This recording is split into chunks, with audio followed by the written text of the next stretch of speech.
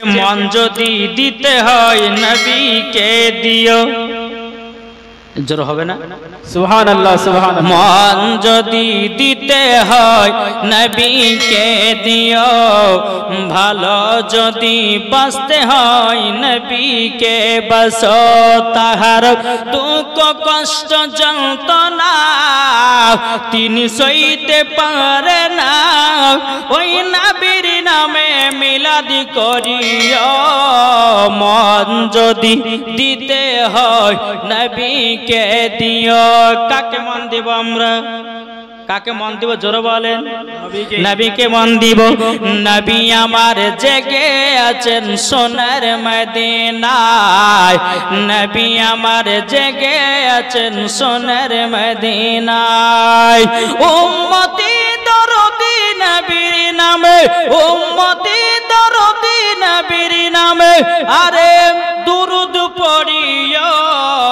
মন যদি দিতে হয় নবীকে দিও, ভালো যদি বাঁচতে হয় নবীকে বাঁচাও। নবী আমার দাঁড়িয়ে থাকবেন জাহান্নামের গেটে, জালসা শোনা মিলাদ শোনা উম্মতদেরকে জান্নাত নিয়ে যাবে। ধরে বলেন। এই যে বাবা আমার জীবনী, আপনার বেলালের জীবনী শোনার জন্য বসে আছেন। আমার নবী মুস্তাফা বলেছে যারা জালসা মাহফিলে বসে তাদেরকে জান্নাতে নিয়ে যাও। সুবহানাল্লাহ সুবহানাল্লাহ। নবী আমার বলতেছে নবী আমার দাঁড়িয়ে থাকবেন জাহান্নামে গেটে, জালসা শোনা মুমিনদেরকে জান্নাত নিয়ে যাবে। নবী আমার দাঁড়িয়ে থাকবেন জাহান্নামে গেটে, কিয়াম করা মুমিনদেরকে জান্নাত নিয়ে যাবে। ওই নবীর নামে তোমরা শুধু, ওই নবীর নামে তোমরা শুধু কিয়াম করিও। মন যদি দিতে হয় নবীকে দিও। জরকান সুবহানাল্লাহ। ও মা খালা, জীবনী এখনো শুরু করিনি মা, আগে আমার এই জালসার মাহফিলের কিছু লোকের দরকার। জি জি জি। ঠিক না? খালি মাঠে তার গোল মারা যায় না। না না। জি, আমি মায়েদেরকে বলবো, ও মা জননী মেলাতে ঠেলা খেও না মা, ও মা জননী সিরিয়াল দেখে বেড়ায়ও না, ও মা জননী তোমার চেহারা পর পুরুষকে দেখায়ও না। কেন না আল্লাহ পাক আল্লাহ তাআলা বলতেছে হুন্না লিবাসুল লাকুম আনতুম লিবাসুল লাহুন্না। স্ত্রী হলো স্বামীর পোশাক, স্বামী হলো স্ত্রীর পোশাক। এখনকার আমার মায়া বোনেরা বাবা, স্বামীর সম্মুখে সাজতে তাদেরকে ভালো লাগে না, পর পুরুষের সামনে বাবা সে যে মেলাতে ঘুরে বেড়ায়। কি গো ঠিক না? জি জি। ওদেরকে জালসা শুনতে ভালো লাগে না, ওদেরকে মিলা শুনতে ভালো লাগে না। আর যারা খাতুনে জান্নাতের মতো নারী হবে তারা কখনো মেলা ঠেলা খাবে না, তারা কখনো বদমাশি করবে না। বাবাজি জান্নাতি বাগানে এসে বসে বাবাজি জীবনী তারা শুনবে। কিন্তু বেরাদার ইসলাম মাদ্রাসা মানিকরাম, আমি বলতে চাই রে বাবা, আমরা নবীকে চিনে নিব, আমরা নবীকে মোহাব্বত করব। নবীকে যদি মোহাব্বত করি অন্ধকার কবরে যাই, আমার আল্লাহ পাক আল্লাহ তাআলা বলতেছে মরার পরে জান্নাতি জান্নাতি। সুবহানাল্লাহ সুবহানাল্লাহ। আমার কথাকে বুঝতে পারছেন? জি জি। আমি কিন্তু জীবনে এখনো শুরু করিনি, করব।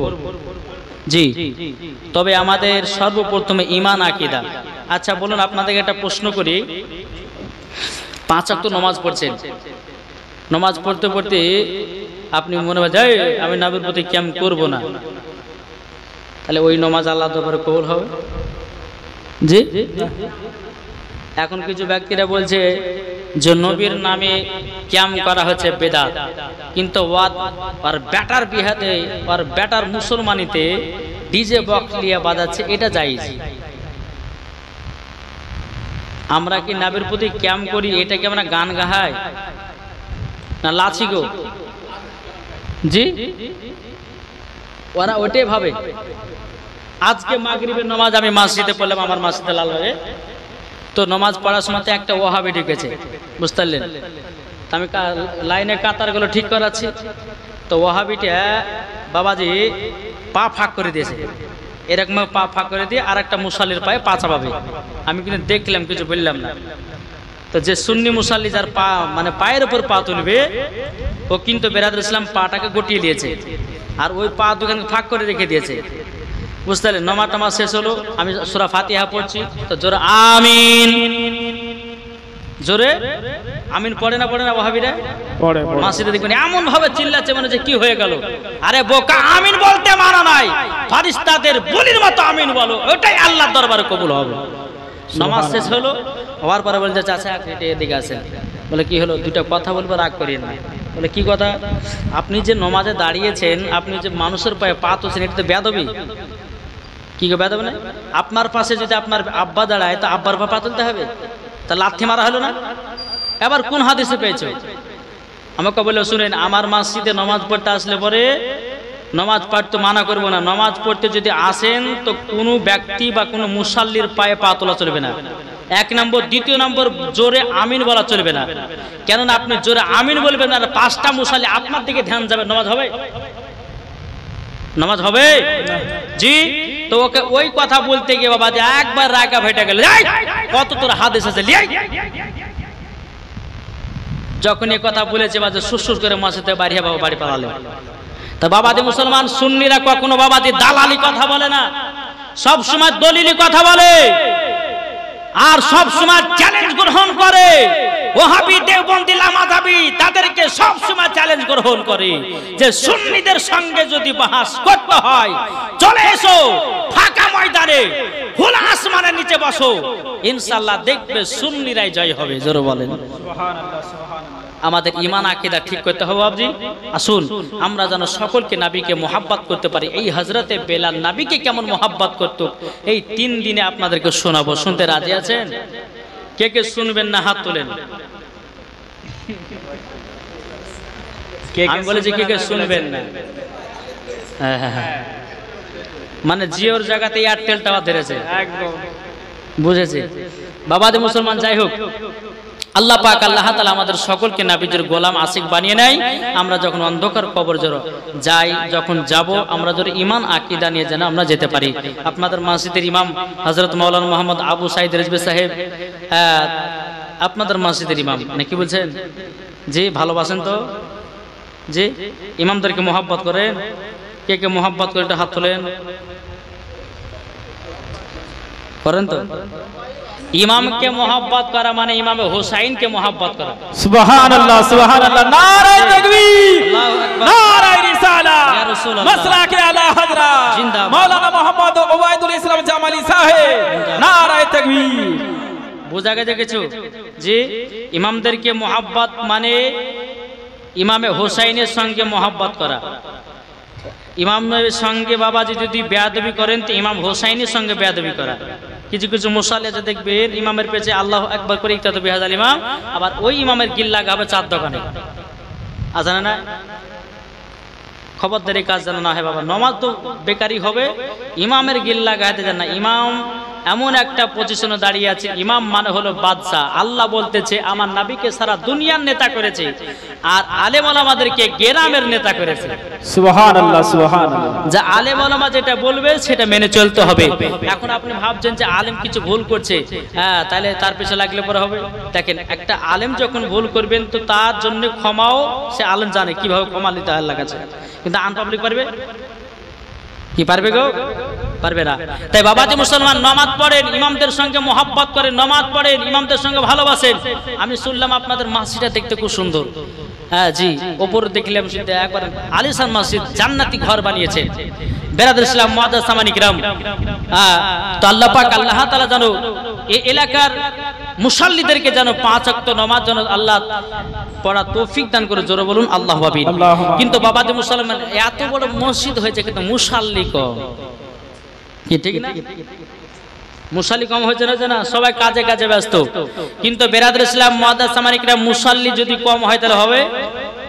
হবে? কাল কিয়ামতের ময়দানে মসজিদ আল্লাহর কাছে নালিশ দেবে যে আল্লাহ গো, এই গ্রামের নামটা কি? রানীনগরে গ্রামের আমার মানুষেরা আমাকে সৌন্দর্য করে তৈরি, মার্বেল টালি বসিয়ে একবার ঝিকঝাক করে আমাকে তৈরি করেছে, কিন্তু 5 ওয়াক্ত আমাকে ঠিক মতন পেট ভরে খেতে দেয়নি। তাহলে কি করবেন? তার জন্য বলা হচ্ছে যে মসজিদে নামাজ পড়তে আসুন, নামাজ পড়ুন, আল্লাহর কাছে দোয়া করুন। মুসলমানদের অবস্থা এতটাই খারাপ, বাবাজি মুসলমান, আল্লাহর কাছে দোয়া করুন, সঠিক পথে আসুন। আপনি যখন সঠিক পথে থাকবেন, আল্লাহর কাছে দোয়া করবেন, নিশ্চয় আল্লাহ আমাদেরকে হেফাজত করবে ইনশাআল্লাহ। নাকি বলছে? নাহলে আমরা কি করছি? এদিকে নমাজও পড়ি, সুদও খাই, নমাজও পড়ি, মিথ্যা বলি, নমাজও পড়ি, কত রকমের গুনাহ কাজ করে বেড়াই। কি বেড়াচ্ছি না? নামাজে পড়তেছি, কত রকমের বাবা গুনার কাজ করতেছি, নামাজে পড়ি, কত রকমের পাপের কাজ করতেছি। আমার আল্লাহ পাক আল্লাহ তাআলা বলছে, ও বান্দা বান্দিরাও, তোমরা যদি গুনাহ করো, তোমরা যদি পাপ করো, তোমরা আমার দরবারে এসো, আসার পরে ক্ষমা চাও, তওবা ইস্তেগফার পড়ো। আল্লাহ বলতেছে 24 ঘন্টার ভিতর যদি তোমার গুনাহ হয়ে যায় আর আল্লাহর কাছে যদি তুমি ক্ষমা চাও, আল্লাহ বলতেছে আমি ক্ষমা করে দেব। আল্লাহ হলো দয়ার সাগর। সুবহানাল্লাহ, সুবহানাল্লাহ, সুবহানাল্লাহ। বাবাজি মুসলমান ভাইরাও, আল্লাহ বলছে বান্দা তোমাদের ভিতরে শয়তান প্রবেশ করবে, 70 বার ঢুকবে, বাড়াবে। আমার আল্লাহ বলতেছে বান্দা গো, আমি তোমাকে 72 বার ক্ষমা করব। এখন অনেক যুবকদেরকে দেখা যায় মদ পান করেছে, মনে হচ্ছে বলে আল্লাহ আমাকে ক্ষমা করবে না। অনেক যুবকের আছে জিনার কাজে লিপ্ত হয়, কিন্তু বাবাজি আমাকে আল্লাহ ক্ষমা করবে না। এ যুবক যুবক, আল্লাহ বলতেছে বান্দারে তোমার যদি পাহাড়ের মতো যদি গুনাহ থাকে, আল্লাহ বলতেছে আমার কাছে একবার তওবা ইস্তেগফার পড়ো, আল্লাহ বলছে আমি তাকে ক্ষমা করে দেব। জোর বলেন না সুবহানাল্লাহ। এ বাবাজি মুসলমান ভাইরা, ওগো আমার সোনা মানিকেরা, তাই বাবাজি আপনাদেরকে বলতে চাই, হক কথা বলবো, আমার কথা শুনে হয়তো আপনারা রাগ করতে পারেন, কিন্তু আল্লাহর পবিত্র কোরআন বলতেছেন ওয়াকুল জাল হক ওয়া জাহাকাল বাতিল ইন্নাল বাতিলা কানা জাহুকা। আল্লাহ বলতেছে সত্য এসেছে, মিথ্যা ধ্বংস হয়ে গেছে। হক কথা বললে পরে আল্লাহ খুশি হয়, আর হক কথা জমিনে বললে পরে বন্ধু বেজার হয়। বেশক বেশক। আমি দুটো হক কথা বলবো, জীবনে শোনাবো, নাকি বলছেন? মানুষজন জমেছে, কই গো মানুষ গো, এদিকে আছে সব পর্দার আলাদা ইনশাআল্লাহ। আমি দুটো হক কথা বলি আপনাদেরকে। জি, আপনাদের মসজিদ সুন্দর বানিয়েছেন। আমি যখন এই সিঁড়ি দিয়ে উঠলাম, ওই জায়গাতে যখন দাঁড়িয়েছে বাবা, কি সুন্দর হাওয়া, আর ওই মসজিদটা ওখানে। তো বাবাজি ইমাম সাহেবকে বললেন যে মসজিদ খুব বানিয়েছে গো ইমাম সাহেব গো। হ্যাঁ, তো বেরাদর ইসলাম মুআজ্জাজ সামানি কিরাম, তা আমি মনে মনে ভাবলাম যে এত বড় মসজিদ মানে ইমামের বেতন মনে হয় 15,000 টাকা হইতে পারে। আমি কিন্তু জিজ্ঞাসা করি না এখনো, ওরকম কথা না? তাহলে ঠিকই আছে নাকি? জি জি, এত বড় মসজিদ যখন, তোর মাসে 15,000 টাকা বেতন ইনশাআল্লাহ হবে।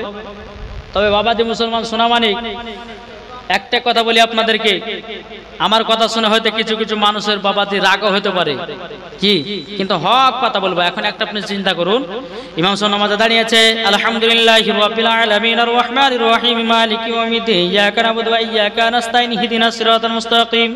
এদিকে ইমাম সাহেব মনে মনে চিন্তা করছে, হায় রে হায়, কালকে পরশুদিনকে ঈদের নামাজে পড়তে যাব, এখন বিবির জন্য একটা শাড়ি কিনতে হবে, বেটার জন্য জামা কিনতে হবে, আর বিটির জন্য একটা জামা কিনতে হবে। 5,000 টাকাতে কি হবে? নামাজের ভিতরে গণনা চলছে, নামাজ কারোর হবে?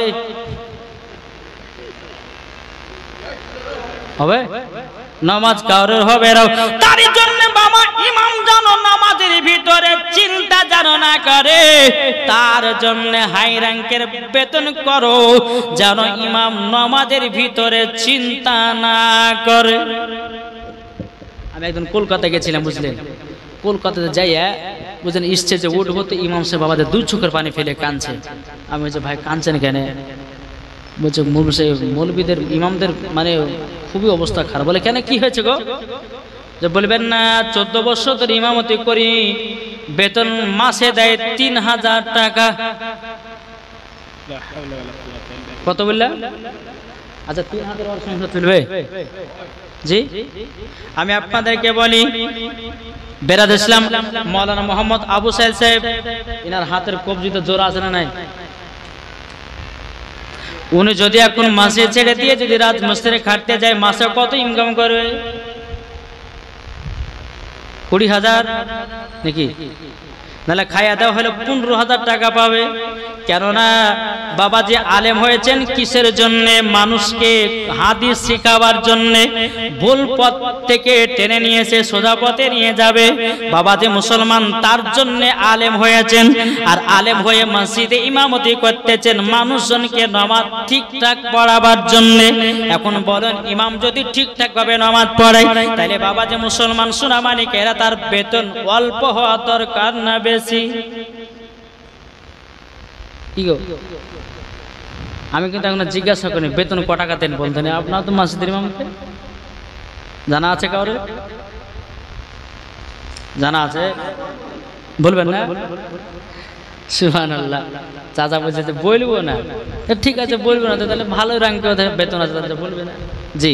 তবে বাবা যে মুসলমান হক কথা বলে দেব রে বাবা যে মুসলমান ভাইরো, আল্লাহ পাক আল্লাহ তাআলা বলছো আমার বান্দা বান্দিরো, ওগো বান্দা বান্দিরা তোমরা যদি ইমামদেরকে যদি ভালোবেসে যাও, আল্লাহ বলে তোমাদের বাড়িতে আল্লাহ বরকত দান করে। সুবহানাল্লাহ সুবহানাল্লাহ। এ বাবাজি মুসলমান ভাইরা, এই সোনামানিকের আপনাদের কি একটা কথা বলি রে ভাই, দুতলা মসজিদ করেছেন, মসজিদের টালি বসিয়েছেন, মার্বেল বসিয়েছেন, এদিকে ইমামের বেতন বাবা 4 থেকে 5,000, 6,000, 7,000, 8,000 টাকা। কিন্তু বাবা যে মুসলমান ভাইরা, ইমাম সাহেবের মন খারাপ, বলে আল্লাহ গো এত সুন্দর মসজিদ বানিয়েছে, বেতন এত কম, বাবা নামাজ কাউরেরই হবে না। এখনকার জামানাতে মসজিদ হয়েছে পাকা, আর আগকালকার জামানাতে মসজিদ ছিল কাঁচা, মুসাল্লি ছিল পাকা। আর এখনকার জামানাতে বাবা যে মসজিদ হয়েছে পাকা, মুসাল্লি হয়েছে কাঁচা। কি ঠিক না? আমি নসিপুর ফুরকানিয়া মাদ্রাসা যখন পড়তাম তো একটা মসজিদে ইমামতি করতাম, তখন বেতন ছিল মাসে 1500 টাকা। আর তালবে ইলমের জামানে 1500 মানে বিশাল ব্যাপার। হ্যাঁ বাবা, যে পকেটে যদি 100 টাকা থাকতো রে, আমরা খাইতাম যে পকেটে 100 টাকা আছে রে, চল পরোটা খাইছি গে। মানে এই 100 টাকাতে কমসে কম আপনার 15 দিন আমরা চালাতাম। কদিন বললাম? 15 দিন। যদি 100 টাকা কাজে থেকে যেত, আপনার কাছে 10টা তালবিলি মানে 10টা মানে বন্ধু কাছে ভিড়ে গেল, বলে বন্ধু চল পরোটা খাওয়াতে। তো তখনকার জামানাতে 15 মানে মাসে 1500 মানে বিশাল ব্যাপার।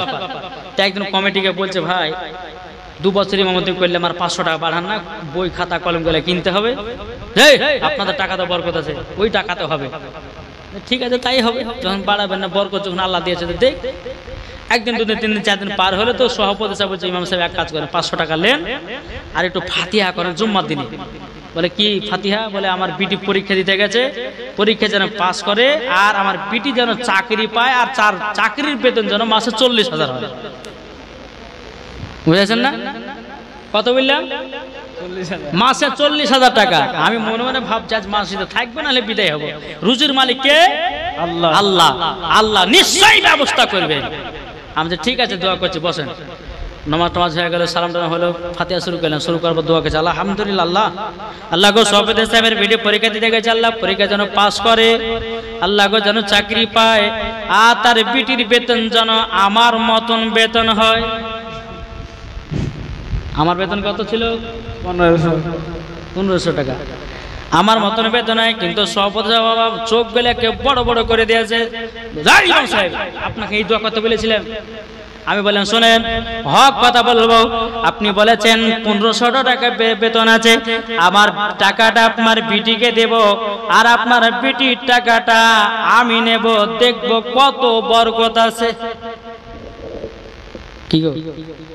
নিজের বেটির জন্য ভাবে মাসে 40,000 টাকা, আর ইমামের জন্য 500,000 টাকা বাড়াতে গেলে বাবাজি 10 বেলা চিন্তা করে। এখনকার কিছু মসজিদের কমিটিকে দেখা যায় রে বাবা, ইমামের বেতন দিতে গিয়ে বাবা আপনার কত কষ্ট করে, বাবাজি কত কষ্ট করে, মনে হয় আর আব্বার ঘর থেকে মনে হয় টাকা দিয়েছে। কি ঠিক না? আবার কিছু কিছু মসজিদের মুসাল্লি আছে বাবাজি, কিছু কিছু মসজিদের কমিটি যারা সেক্রেটারি আছে ইমামদেরকে বেশি ভালোবাসে। যেমনই মাস পড়বে 2 দিন আগে টাকা পে করে দিল। আর কিছু কিছু জামাতে দেখা যাচ্ছে বাবাজি 10 দিন পার হচ্ছে ইমামের বেতন টাকা দেয় না, মনে হচ্ছে ওর পকেট থেকে টাকা দিয়েছে, লিখে দুনিয়ার লোকের কাছে টাকা। আর টাকা দেওয়ার সময়তে ইমামদের কাছে বাবাজি এরকম ভাবে আপনার দুর্ব্যবহার করতেছে। তাই বাবাজি মুসলমান সোনা মানিকেরা, ইমামদেরকে মহব্বত করুন, ইমামদেরকে ভালোবাসুন। ইনশাআল্লাহ এই নামাজ পড়লে পরে আল্লাহর দরবারে কবুল হবে, মরার পরে জান্নাতি হবেন। জোরে বলেন সুবহানাল্লাহ। একবার দূর করুন, জীবনের দিকে যাব। আল্লাহুম্মা সাল্লি আলা সাইয়্যিদিনা মাওলানা মুহাম্মাদ আলা আলি সাইয়্যিদিনা মাওলানা মুহাম্মাদ। তুমি মানলে মানো। এবার জীবন শুরু হবে, মন দিয়ে শুনবেন। শুনবে তো জি? কবি বলতেছে তুমি মানলে মানো, না মানলে মন মানো না। আশিকেরি আসল জান্নাত সোনার মদিনা। সুবহানাল্লাহ সুবহানাল্লাহ বলেন। সুবহানাল্লাহ। আশিকেরি আসল জান্নাত সোনার মদিনা। তুমি মানলে মানো, না মানলে মন মানো না। আশিকেরি আসল জান্নাত সোনার মদিনা। আশিক হৃদয়ে যত ইশকেরি জ্বালা দূর করিতে পারে ওই মদিনাওয়ালা। জোরে বলেন সুবহানাল্লাহ। আশিক হৃদয়ে যত ইশকেরি জ্বালা দূর করিতে পারে ওই মদিনাওয়ালা। তাই মদিনা মদিনা করে, তাই মদিনা মদিনা করে হয়ে যাও ফানা। আশিকেরি আসল জান্নাত কোথায়? সোনার মদিনা। আশিকেরি আসল জান্নাত সোনার মদিনা। যারা নবীর প্রেমিক আশিক হবে যাবে তারা চলে ওই মদিনাতে। তাই নবীর দুরূদ পড়লে পরে, তাই নবীর দুরূদ পড়লে পরে যাব মদিনায়। আশিকেরি আসল জান্নাত কোথায়? সোনার মদিনা। সুবহানাল্লাহ। বাবাজি মুসলমান ভাইরা, এ সোনা মানিকেরা, আমি পবিত্র কোরআন থেকে তেলাওয়াত করেছি। আল্লাহ পাক আল্লাহ তাআলা বলতেছে ওয়ামা আরসালনাকা ইল্লা রাহমাতাল লিল আলামিন। আল্লাহ বলতেছে, বলে নবী গো, আপনাকে দুনিয়াতে কোনো সাধারণ মানুষ করে পাঠাই নাই, যদি পাঠিয়েছি রাহমাতাল লিল আলামিন করে পাঠিয়েছি। আমার আল্লাহ বলতেছে, এ বান্দা বান্দিরা, শুধু আমার নবীকে এই গ্রামের জন্য শুধু রহমত করে পাঠাই নাও। আমার আল্লাহ পাক আল্লাহ তাআলা বলতেছে, এই আমার বান্দা বান্দিরা তোমরা শুনে রেখে দাও, আমার নবীকে মাছের জন্য রহমত করে পাঠিয়েছি, আমার নবীকে গাছের জন্য রহমত করে পাঠিয়েছি, আমার নবীকে নবীদের জন্য রহমত করে পাঠিয়েছি, আমার নবীকে সারা দুনিয়ার জন্য রহমত করে পাঠিয়েছি, আমার নবীকে ফারিস্তার জন্য রহমত করে পাঠিয়েছি। আল্লাহ বলছে যে নবীকে তৈরি না করলে, আমার আল্লাহ বলে যেই নবীকে যদি তৈরি না করো তা আমি আসমান জমিন পাহাড় পর্বত নদী নালা কোন জিনিস তৈরি করতাম না। জোরে বলেন। তো আমার নবীকে তৈরি করেছেন আল্লাহ পাক, আল্লাহ তাআলা নবীর ওসিলা দিয়ে সারা জাহান তাকে বানিয়েছেন। জোরে বলেন। তাহলে বলুন ওই নবীকে মুহাব্বত করতে হবে না হবে না? করতে হবে। হযরতে বেলালের মতো নবীকে মুহাব্বত করো। নবীর সঙ্গে যদি মুহাব্বত করতে হয় হযরত উমর ফারুকের মতো করো, নবীর সাথে যদি মুহাব্বত করতে হয় হযরত উসমান গনির মতো করো, নবীর সঙ্গে যদি মুহাব্বত করতে হয় বাবাজি হযরতে আপনার কিনা ইমাম হাসান ইমাম হোসাইনের মতো মোহাব্বত করো। নবীর সঙ্গে যদি মোহাব্বত করতে হয় গাউসে পাকের মতো মোহাব্বত করো। নবীর সঙ্গে যদি মোহাব্বত রাখতে হয় খাজা মঈনুদ্দিন চিশতি সন্দ রহমাতুল্লাহ আলাইহির মতো মোহাব্বত করো। নবীকে যদি মোহাব্বত করতে হয় বাবাজি হযরতে বেলালের মতো মোহাব্বত করো, মরার পরে জান্নাতি হয়ে যাবে। সুবহানাল্লাহ সুবহানাল্লাহ। হযরতে বেলালের আব্বার নাম কি জানা আছে? মন্দ শুনেন, হযরতে বেলাল আব্বার নাম হচ্ছে হযরতে রেবা। কি বললাম? হযরত রেবা। তিনার মায়ের নাম ছিল হুরুপে হামহামা, মানে আবরাহা বাদশা যে কাবা ঘরকে নির্মাণ ভাঙার জন্য এসেছিল, কাবা ঘরকে শহীদ করার জন্য আসছিল বাবাজি মুসলমান, সেই বাদশার বিটি তার নাম হচ্ছে হুরুপে হামহামা। আর বেলালের আব্বার সাথে হুরুপে হামহামার বিবাহ। বুঝতে পেরেছেন কিছু? বিবাহটা কেমন করে চলুন। নবী দুনিয়াতে আসতে 55 দিন বাকি। কতদিন বললাম? 55 দিন। এদিকে আবরাহা বাদশাহ কাবার পাশে একটা গির্জা ঘর বানালো। কেন? এই আবরাহা বাদশাহ মনে মনে ভাবলো যে কাবার কাছে অনেক হাজিরা আসছে, কত টাকা পয়সা দিচ্ছে, তাদের কত লাভবান হচ্ছে, তো আমি একটা ঘর বানাই, যারা হাজিরা হজ করতে আসবে আমার ঘরটাকে দেখে ওখানে টাকা পয়সা ফেলবে। পাশে ঘর বানিয়েছে, গির্জা ঘর বানানোর পরে বাবাজি কয়েকদিন পরে বাবাজি তার গির্জা ঘরে কে যেন পেশাব পায়খানা করে দিয়েছে। বুঝতে পেরেছেন? কে যেন পেশাব পায়খানা করেছে। বাদশার কানে যখন পৌঁছালো যে বাদশার ঘরে কে যেন পেশাব পায়খানা করেছে, তো আবরাহা বাদশা ছুটে চলে এসেছে কাবার কাছে। এই মক্কাবাসীরা বলো, আমার ঘরে তোমরা কে পায়খানা পেশাব করেছে বলো, না হলে পরে তোমাদের এমন বিচার করব যে তোমাদের কাবা ঘরে যে সমস্ত হাজিরা আসতেছে ও হাজিরা পর্যন্ত আর আসবে না। জোরে কর নাউজুবিল্লাহ। রে বোকা, এই কাবা হচ্ছে প্রথম ঘর। কি গো? পৃথিবীর প্রথম ঘর হলো কি? কাবা। আবরাহা বাদশা বলছে বলো কে আমার গির্জা করে পেশাব পায়খানা করেছে। তো মক্কাবাসী বলছে আমরা কেউ জানি না গো কে পেশাব পায়খানা করেছে, বলতে পারবো না। আবরাহা বাদশা বলছে এখন এই কাবার মুতাল্লি হচ্ছে আব্দুল মুতাল্লিব, ওনার সঙ্গে একটু কথা বলি। উনি দেখছে নাই, কোথায় যেন গেছে। আবরাহা বাদশা মনে মনে ভাবলো যে যদি এই বিচার যদি সঠিক না পাই কিন্তু আমি কাবা ঘরকে ভাঙবো। জোরে কর নাউজুবিল্লাহ। কাবা ঘর ভাঙার জন্য মনে মনে নিয়াত করলো। এদিকে যখন আব্দুল মুতাল্লিবকে যখন মক্কাতে পাওয়া গেল না, তো আব্দুল মুতাল্লিবের যত উট ছাগল ছিল বাবা সব উট ছাগলগুলোকে ধরে নিয়ে আবরাহা বাদশা চলে গেল। বেরাদার মুআজ্জাজ সামানিকরাম, কিছুক্ষণ পরে বাবা আব্দুল মুতাল্লিব রাদিয়াল্লাহু তাআলা আনহু তিনি বাবাজি মক্কাতে প্রবেশ করেছেন। করার পরে মক্কাবাসীরা বলছে হুজুর গো আপনার যত উট ছাগল ছিল সব আবরাহা বাদশা ধরে নিয়ে গেছে। বলে কিসের জন্য? তার গির্জা ঘরে কে যেন পেশাব পায়খানা করেছে, সঠিক বিচার যদি না করে দেন আপনার উট ছাগল দেবে না। হযরতে আব্দুল মুতাল্লিব রাদিয়াল্লাহু তাআলা আনহু তিনি বাবাজি কি করলেন বাবা, টুক টুক টুক টুক করে আপনার আগিয়ে গেলেন। আগিয়ে যাওয়ার পরে আবরাহা বাদশা এরকম সিংহাসনে বাবাজি বসে আছেন, কিন্তু বেরাদার আবরাহা বাদশা আব্দুল মুতাল্লিবকে দূর থেকে দেখার পর জানো বাবাজি আবরাহা বাদশা সিংহাসন থেকে উঠে দাঁড়িয়ে গেছে। উঠে দাঁড়িয়ে গেছে সম্মানীয় ব্যক্তি কাবা ঘরের মোতাবাল্লি দাঁড়িয়ে গেছে আবরাহা বাদশা। তো আব্দুল মুতাল্লিব বলছে যে কি ব্যাপার গো, কি হয়েছে? তুমি নাকি আমার উট ছাগলগুলোকে ধরে নিয়ে এসেছো? বলে জি ধরে নিয়ে এসেছি। বলে কেন?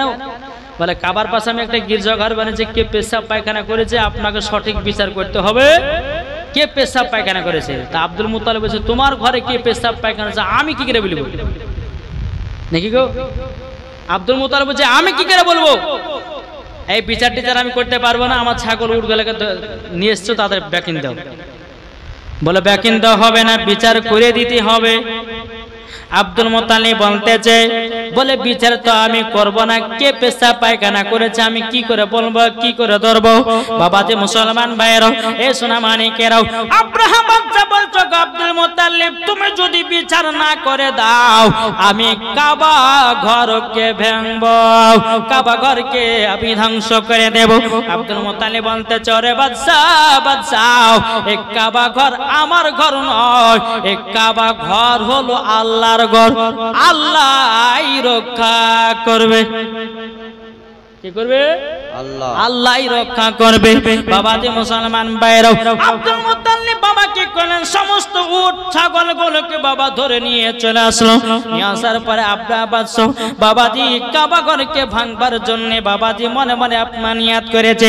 এদিকে আপনার সেনাবাহিনীদেরকে বলে তোমরা ফিট হয়ে যাও, আজকে কাবাকে আমরা ধ্বংস করতে যাব। বাবা অনেকগুলি হাতিকে আপনার ফিট করেছি, হাতিগুলোকে আপনার যুদ্ধতে নিয়ে যাবে। বেরাদ ইসলাম মুআজ্জাজ সামানি কিরামাও, ওই হাতির ভিতরে একটা হাতি ছিল, তার নাম হলো মাহমুদ নামের হাতি। কি বললাম? মোহাম্মদ। কি গো হাতিটা কি বললাম? অনেক হাতির ভিতরে একটা হাতি ছিল, তার নাম হচ্ছে মাহমুদ। এই মাহমুদ নামের হাতিটা কিন্তু বাজে কাবার দিকে যেতে চাইছে না, দুই চোখ দিয়ে পানি ঝরছে। আব্রাহা বাদশা বলে হাতিটা কেন কাবার দিকে যায় না? কাবার দিকে যেমনই উঠে যায় আবার ব্যাকিং হয়ে যায় কেন? কিন্তু এই বাবা যে মুসলমান ভাইয়েরও, এই সোনা মানিকেরও, হাতিটা বাবা দুই চোখ দিয়া জানো পানি ঝরঝর ঝরঝর করে ফেলতেছে। বেরাদুল ইসলাম হাতিটা আল্লাহর কাছে বলছে, আল্লাহ গো আপনার ঘরের সঙ্গে তারা পাল্লা দিতে যাচ্ছি, আল্লাহ গো তারা তো ধ্বংস হয়ে যাবে, আল্লাহ গো আমাকে একবার মুখটা যৌবনটাও মানুষের মতো দান করে দাও। হাতিটা যখন আল্লাহর কাছে দোয়া করেছে বাবাজি সোনা মানিকেরাও, আল্লাহ পাক আল্লাহ তাআলা হাতিটাকে মানুষের মতো যৌবন কানা দান করেছে।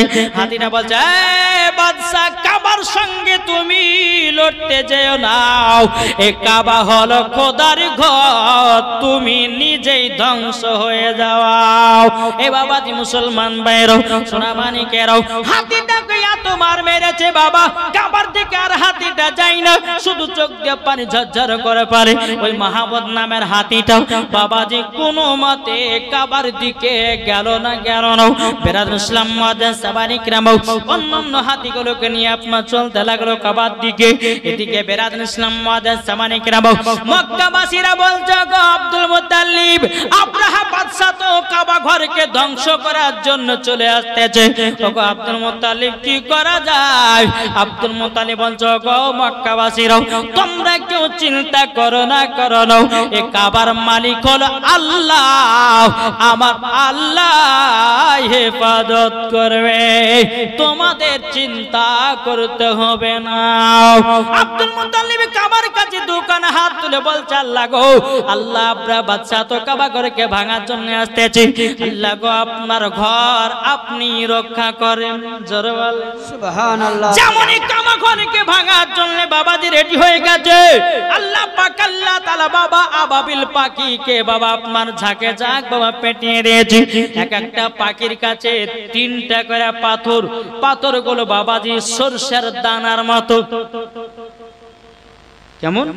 সরষের দানা। সরষের দানা, ফুটে একটা আর দু পায়ে দুটো। বাবাজি আল্লাহর হুকুম হয়ে গেল।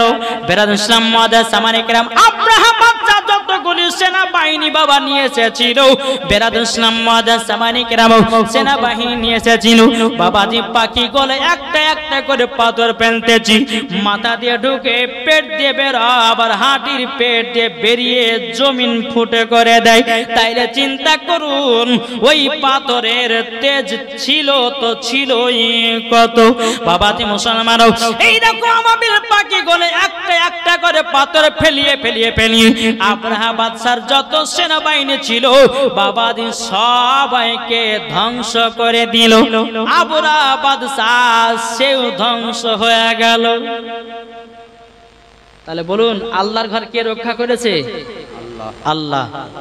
এখন কিছু মুসলমান বাবাজি চার দোকানে বসেছে, গল্প কিছু মুসলমানদের বাবরি মসজিদকে রাম মন্দির বানিয়ে রে, আল্লাহ কিছু করতে পারলে না। কি বলছে না গো, মুসলমানেরা গাহেছে, তার ভিতরে ইমান দুর্বলতা আছে। আরে নিশ্চয় আল্লাহ বিচার করবে, কি করবে না? করবে, নিশ্চয়। ইনশাআল্লাহ করবে, বিশ্বাস রাখুন। বাবাজি কাবাকে ধ্বংস করতেছে আবরাহা বাদশাহ, ধ্বংস হয়ে গেল, তার সেনাবাহিনী ধ্বংস হয়ে গেল। ওই আবরাহা বাদশার বিটি কিন্তু হাঁ হাঁ করে কান্না করছে, তার নাম হচ্ছে হুরুফে হামামা, কান্না করতেছে। কিন্তু ওই যুদ্ধতে বাবাজি বেলাল, বেলাল কিন্তু এখন দুনিয়াতে জন্ম নেয়নি, বুঝেছেন? বিয়ে হচ্ছে বেলাল আব্বা মায়ের। যখন বেরাদান ইসলাম মুআজ্জাজ সামানী কিরাম রেবা ওই যুদ্ধর কাছে বাবাজি ছিল, রেবা টুকটুক টুকটুক করে মেয়েটার কাছে গিয়ে বলছে, এ মহিলা তুমি কান্না করছো কেন? মহিলাটা বলছে, বলো গো, আমার আব্বার নাম হলো আবরাহা বাদশা, আমার আব্বা কাবা ঘরকে ধ্বংস করতে এসে নিজে ধ্বংস হয়ে গেছে, আমার এখন আপন বলতে কেউ নাই, তারই জন্য কান্না করতেছি। আবরাহা বাদশার বাড়িতে যত দামি দামি জিনিস ছিল সব ফকির মিসকিনেরা সব নিয়ে চলে যাচ্ছে, তাই আমি কোথায় যাব, কোথায় থাকবো, আমি তো এটা ধরে ধরে পাই না। বাবাজি রেবা বলতেছে, বলে এ বাদশার বিটি, তুমি কি আমার সাথে যাবে নাকি? আমি হলাম গরিব, তোমার আব্বার মতো খাবার দিতে পারবো না, কিন্তু শোয়ার মতো একটা জায়গা দিতে পারবো। ঠিক আছে, তাই হবে, চলো। বাবাজি রেবা কি করলো বাবা, ওই মহিলাকে বাবা বাড়িতে নিয়ে আসলো, নিয়ে আসার পরে বেরাদার ইসলাম মুআজ্জাজ সামানী কিরাম রেবা কাজ করতো বাবাজি, মালিকের নাম ছিল বাবা উজাইয়ারা, মালিকের নাম উজাইয়ারা। এই মালিকের কাছে যখন আপনারা কাজ করতে করতে করতে বেরাদার ইসলাম তো রেবা মনে করছে যে বড় লোকের বেটি কদিন আমার বাড়িতে রাখবো, তো এক কাজ করে আমার মালিকের কাছে নিয়ে রাখি গে, তার সুন্দর সুন্দর খাবার খাবে, সুন্দর সুন্দর কাপড় পরতে হবে, মালিক তো বিশাল বড় লোক, তো ওখানে নিয়ে গেল। ওখানে বলে, বন্ধু একটা কাজ করেন, এই মহিলাটা আবরাহা বাদশাহ কাবা ঘরকে ধ্বংস করতে এসে তার বিটি থেকে গেছে, তার বিটির কেউ নাই, তার আব্বা নাই, মা নাই, দুনিয়াতে কেউ নাই, তো এখানকে যে থাকার জন্য তাকে নিয়ে এসেছি। তো কিন্তু বাবাজি ওই মালিকটা খুব রেগে গেল, ইয়ার আব্বা কাবা ঘরকে ধ্বংস করার জন্য এসেছিল, আর তার বিটি আমার ঘরে থাকবে মানে। কিন্তু বেরাদার ইসলাম উজাইয়ারা যে মালিকটা ছিল বেরাদার ইসলাম, সে কিন্তু বাজে কাবার দিকে খুব নজর ছিল, ভালোবাসতো, ইসলামের ভিতরে টান ছিল। কিন্তু তার গর্ভে থেকে একটা সন্তান হয়েছিল, তার নাম হচ্ছে বাবাজি উমাইয়া। উমাইয়া ছিল কাফের। কি বললাম? এই গোড়াটা বাবা বলতে গিয়ে একটু খুবই কষ্ট হয়, একটু মন দিয়ে শুনতে হবে। জি, তো লিয়া যাওয়ার পরে একদিন দুদিন করতে করতে বেরাদার ইসলাম তো উজাইয়ারা বলছে যে, এই রেবা এক কাজ করো না, তুমি আবরাহা বাদশার বিটিকে তুমি বিয়ে করে নাও। বলছে, হুজুর আমাকে বিয়ে করে, আমি তো গরিব, আমাকে বিয়ে করবে না মেয়েটা। বলছে, দেখো বিয়ে করবে, তার বিয়ের লায়ক হয়ে গেছে, তুমি বিয়ে করে নাও আর তোমার বাড়িতে তুমি রাখো। বেরাদার ইসলাম আবরাহা বাদশার বিটিকে বলতেছে, তুমি বিবাহকে রাজি আছো, রেবাকে বিয়ে করতে চাও? বলে, ঠিক আছে বিয়ে করব। বিয়ে করার পরে বেরাদার ইসলাম বিয়ে শাদী যখন হয়ে গেল, কিছুদিন পরে বাবাজি তার গর্ভে সন্তান আসলো, দুনিয়াতে জন্ম নিল বাবা হযরতে বেলাল। জোরে বলুন সুবহানাল্লাহ। সুবহানাল্লাহ, সুবহানাল্লাহ। হযরতে বেলাল দুনিয়াতে জন্মগ্রহণ করলেন। জন্মগ্রহণ করে ছোট বাবাজি, এখন যদি বলতে যায় তো কমসে কম বেলালের জীবনে বলতে গেলে খুঁটি করে যদি বলতে কমসে কম 5 রাতের দরকার আছে। ক রাত্রি বললাম? 5 রাতের দরকার আছে। তো বেরাদার ইসলাম মুআজ্জাজ সামানী কিরাম হযরতে বেলাল রাদিয়াল্লাহু তাআলা আনহু, বেরাদার ইসলাম তিনার বয়স যখন আপনার 24 বছর হলো, কত বললাম? 24। তার আব্বাও মারা যায়, মাও মারা যায়, বেলাল একা দুনিয়ায়। বেলাল দুনিয়াতে একাই, কোথা যায়। তখন বাবাজি রেবার যে মালিকটা ছিল সে মালিকটাও মারা গেছে, এখন বাবাজি মালিক হয়েছে বাবা উমাইয়া। এই উমাইয়ার কাছে হযরতে বেলাল কাজ করতে রে বাবা, বেলাল কাজ করতো একদিন দুদিন 3 দিন করতে করতে বাবা উমাইয়া একদিন বলতেছে, বলে বেলাল তোমাকে একদিন মুলকে সামে ব্যবসা করতে যেতে হবে। হযরতে বেলাল বলতেছে, বলে ঠিক আছে তাই হবে। বেরাদার ইসলাম একদিন কথা বলা হলো, বলার যাওয়ার পরে উমাইয়া বলছো বেলাল বেলাল কাল সকাল বেলাতে তোমাকে যেতে হবে মুলকে সামে ব্যবসা করার জন্য। বলে ঠিক আছে তাই হবে। হযরতে বেলাল সকাল বেলাতে সমস্ত জিনিসপত্রগুলোকে আপনার গটিয়ে নিয়েছে বাবা। গটিয়ে নেওয়ার পরে টুক টুক টুক টুক করে আপনার চলতে লেগেছে বাবা। চলতে চলতে রাস্তাতে দেখা হলো হযরতে বাবা আবু বকর সিদ্দিকের সঙ্গে সাক্ষাৎ। কার সাথে? হযরত আবু বকর সিদ্দিক রাদিয়াল্লাহু তাআলা আনহুর সাথে রাস্তায় সাক্ষাৎ হলো। তো আবু বকর সিদ্দিক বলছে ভাই কোথায় যাবেন? বলছে মুলকে সামে। তা বেলাল বলছে ভাই আপনি কোথায় যাবেন? বলে আমরা যাবো মুলকে সামে ব্যবসা করতে। বলে তাই নাকি? বলে হ্যাঁ তাহলে চলো আমিও জাগতে যাবো। যেরকম দেখান ট্রেনের উপর যখন আপনারা সফর করেন তো ট্রেনের উপর যখন সিটে বসেন ভাই তোমার বাড়ি কোথায় গো? বলে অমুক পাড়া। তো ওই পাড়াতে আমার বিটির বিয়ে দিয়েছে গো, তো চলো তাহলে একসঙ্গে গল্প করতে যাই। তো বেলালও বলছে তাহলে চলেন আমরা একসঙ্গে গল্প করতে তো মুলকে সামে যাই। হযরত বেলাল আর আবু বকর সিদ্দিক রাদিয়াল্লাহু তাআলা আনহু তিনারা দুইজনাতে মুলকে সামে ব্যবসার জন্য রওনা দিলেন। একবার দূর পড়ুন আল্লাহুম্মা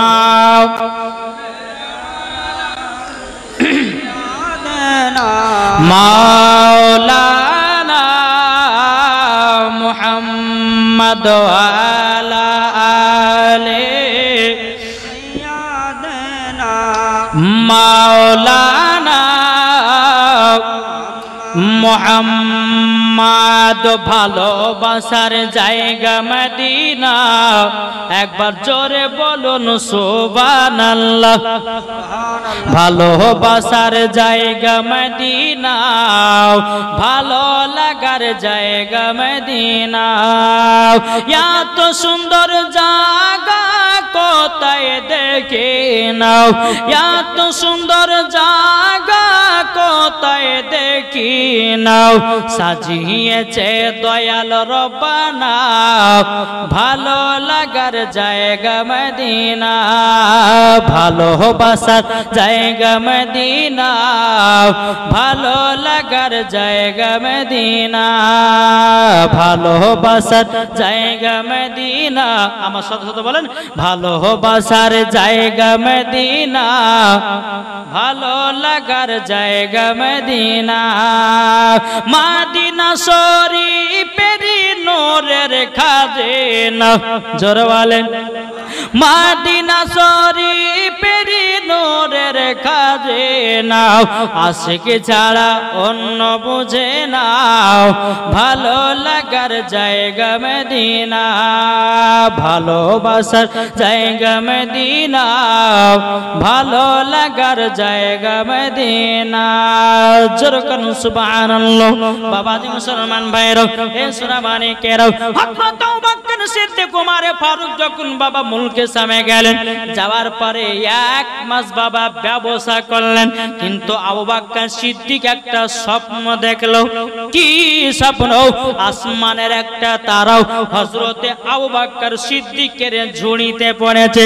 হযরত আবু বকর সিদ্দিক সকালবেলাতে বেলালকে বলতেছেন এ বেলাল বেলাল রাত্রে বেলাতে আমি একটা স্বপ্ন দেখেছি গো, স্বপ্নটার মানেটা কি হবে সেটা তো জানি না। হযরতে বেলাল বলছে কি দেখেছো স্বপ্ন? বলে আসমানে একটা তারাও আমার ঝুড়িতে পড়েছে, এটার মানে কি জানি না। হযরতে বেলাল বলছে বলা আবু বকর ভাই সামনেকার এলাকাতে একজন রাহিব আছে যে স্বপ্নের মানে বলতে পারে, চলো যাই আমরা স্বপ্নের মানেটা জানি। হযরত আবু বকর সিদ্দিক বলতেছে বেলাল তাহলে তুমিও চলো, দুই ভাই মিলে যাব, স্বপ্নের মানেটা জানবো। জোরে বলেন। ওই স্বপ্নটা জানার জন্য রাহিবের কাছে গেলেন। যাওয়ার পরে বলছে হুজুর একটা স্বপ্নের মানে জানতে এসেছে। বলে কি? বলে রাত্রে বেলাতে আমি ঘুমিয়েছিলাম, তা আসমানের একটা তারা আমার ঝুড়িতে পড়েছে, তো এটার মানে কি হতে পারে? রাহিব বলতেছে আবু বকর তোমার তো কপাল খুলে গেছে। বলে কপাল খুলে গেছে মানে? বলে হ্যাঁ। আবু বকর সিদ্দিক বলছে বলো গো রাহিব ভাই সঠিকভাবে বলো কি কপাল খুলেছে? রাহিবটা বলতেছে বলো ওগো আবু বকর মক্কাতে একজন আল আমিন এসেছে। জোরে বলেন মক্কাতে একজন আলামিন এসেছে, তুমি সর্বপ্রথমে আমার নবীজির হাতে কলমা পড়ে তুমি খলিফা হবে। জোর হবে না? বাবাজি মুসলমান ভাইরা, এ সোনা মানিকেরা, যখন বাবাজি কথা বলা রে বাবা, যখনই বলা হযরত আবু বকর সিদ্দিক রাদিয়াল্লাহু তাআলা আনহু তিনি বলতেছে, বলে তাই নাকি? বলল হো। এদিকে বেলাল কিন্তু বাবা শুনতে আছে। বেরাদার ইসলাম যখন স্বপ্নের মানেটা জেনে নিল, আবু বকর সিদ্দিক বলছে, বেলাল আর মুলকে সামনে থাকবো না, আমি দয়ার নবীজির কাছে যাব কলমা পড়ার জন্যে, কলমা পড়ার জন্য। বলে চলেন তাহলে আমিও যাই। আবু বকর সিদ্দিক আবার বেলাল রাদিয়াল্লাহু তাআলা আনহু তিনারা দুজনাতে মুলকের সামনে থেকে চলে আসলো। এবার রাস্তা কাটবে, একজন যাবো আবু বকরের ডান দিকে আর বেলাল যাবো বাম দিকে। বলে ভাই তাহলে আজকে নবীর দরবার যাচ্ছেন তো কলমা পড়ার জন্য? বেলাল বলছে, বেলাল আবু বকর ভাই আপনি যাচ্ছেন? বলে হ্যাঁ, আমি এক্ষুনি গিয়ে নবীর দরবার কলমা পড়বো। জোরে বলেন। বেরাদার ইসলাম মুআদ্দাস সাবানি কেরাম, বেলাল বলছো গো আবু বকর ভাই আপনি আজকে যান, আমিও বেলাল নবীজির কলমা পড়ে মুসলমান হব। জোর হবে না? এদিকে আবু বকর সিদ্দিক নবীর দরবার যাচ্ছেন আর বেলাল আসছে বাবা উমাইয়ার বাড়িতে। মনে ধ্যান শুধু যে নবীর দরবার, নবীর কাছে গিয়ে কলমা পড়ো, বেলালের মনে ধ্যান লাগিয়েছে।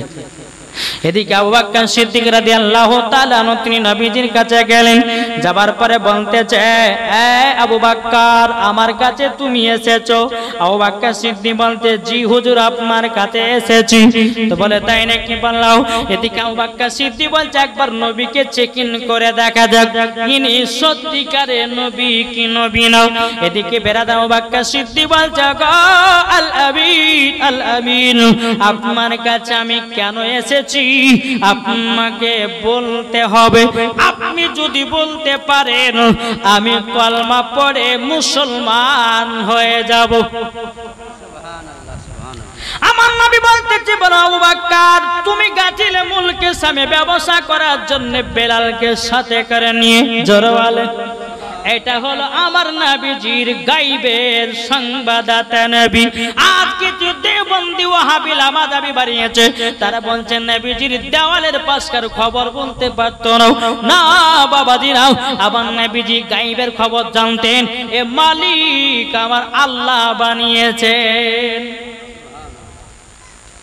তো আমার নবী বলছে, আবু বকর তুমি মুলকের সামনে গেছিলে ব্যবসা করার জন্য বেলালকে সঙ্গে করে নিয়ে, তুমি একটা স্বপ্ন দেখেছিলে। আমার নবী বলছে আবু বকরকে, স্বপ্ন দেখেছিলে আসমানে একটা তারা তোমার ঝুড়িতে পড়েছিল, আর সেই মানেটা তুমি রাহিবের কাছে গিয়ে জিজ্ঞাসা করতে গেছিলে। রাহিব বলেছে যে তুমি আমার হাতে কলমা পড়বে, তাই তুমি আমার কাছে এসেছে। জোরে বলেন। আবু বকর সিদ্দিক নবী মুস্তাফার পা মুবারকে পড়ে গেছে, নবী গো নবী আপনি সত্যিকারে আখেরি জামানার নবী, নবী গো নবী গো আমাকে সঙ্গে সঙ্গে কলমা পড়ে মুসলমান বানিয়ে নিন। আমার নবী বলছে, গো আবু বকর আবু বকর পড়ো লা ইলাহা ইল্লাল্লাহ মুহাম্মাদুর রাসূলুল্লাহ। জোরে কোন সুবহানাল্লাহ। আমার নবী বলছে, বলো আশহাদু আল্লা ইলাহা ইল্লাল্লাহ ওয়া আশহাদু আন্না মুহাম্মাদান আবদুহু ওয়া রাসূলুহু। জোরে বলেন সুবহানাল্লাহ। এদিকে আবু বকর সিদ্দিক রাদিয়াল্লাহু তাআলা আনহু আমার নবীজির কাছে প্রথম কলমা পড়ে খলিফা হলেন। জোরে বলেন সুবহানাল্লাহ সুবহানাল্লাহ। জি, এদিকে কিন্তু বেরাদার ইসলাম বেলালের মনে কিন্তু দুঃখ দুঃখ লেগে আছে, কখন যাব নবীর কাছে কলমা পড়তে। জোরে হবে না? সুবহানাল্লাহ সুবহানাল্লাহ। একদিন হঠাৎ করে বাবা হযরতে বেলাল রাদিয়াল্লাহু তাআলা তিনি কি করলেন, সন্ধ্যার সময়তে বাড়িয়ে গেছে নবীজির কাছে। জোরে বলেন সুবহানাল্লাহ। নবীজির কাছে গিয়ে বসে গেছে, হুজুর হুজুর গো আপনার হাক্কানি নূরফানি চেহারা দেখে আমি বেলাল পাগল দিবানা হয়ে গেছে। জোরে বলেন সুবহানাল্লাহ সুবহানাল্লাহ। নবী গো আপনার কাছে আমি এসেছি কলমা পড়ার জন্য। নবী গো, আপনি আমাকে কলমা পড়ে মুসলমান বানিয়ে নেন। জোরে বলেন সুবহানাল্লাহ। যখনই বাবা যে কথা বলেছেন, তো বলার পর আমার নবী বলছে, বেলাল, এ বেলাল, তুমি যেই মালিকের বাড়িতে কাজ করছো, ও যদি জানতে পারে যে তুমি আমার কলমা পড়েছো, তোমার অবস্থা কি হবে জেনেছো? তুমি একবার ভেবেছো? বেলাল বলছেন, নবী গো, ওগো রহমাতের নবী, আমি তো ভাবনা চিন্তা করে আপনার কাছে এসেছি। নবী গো, উমাইয়া ধর্মতে ঢোল বাজনা আছে, উমাইয়া ধর্মতে মূর্তি পূজা আছে, তার ধর্মকে লাথি মেরে দিয়া নবী গো আপনার কাছে কলমা পড়ে মুসলমান হতে চাই। নবী গো, নবী গো, কিছুদিন আগে তো আপনার কাছে আবু বকর সিদ্দিক এসেছিল, কলমা পড়ে গেছে। আজকে আমি আসলাম কলমা পড়তে। আমার নবী বলছে, বেলাল, বেলাল গো, তবে শুনে রেখে দাও, শুনে রেখে দাও, এ বেলাল, তুমি যদি এখন আমার কাছে কলমা পড়ো, বেলাল গো, মাইয়া তোমাকে এত অত্যাচার করবে, এত তোমাকে মারধর করবে, তুমি তো মনে হয় কলমা ছুটায়া দেবে।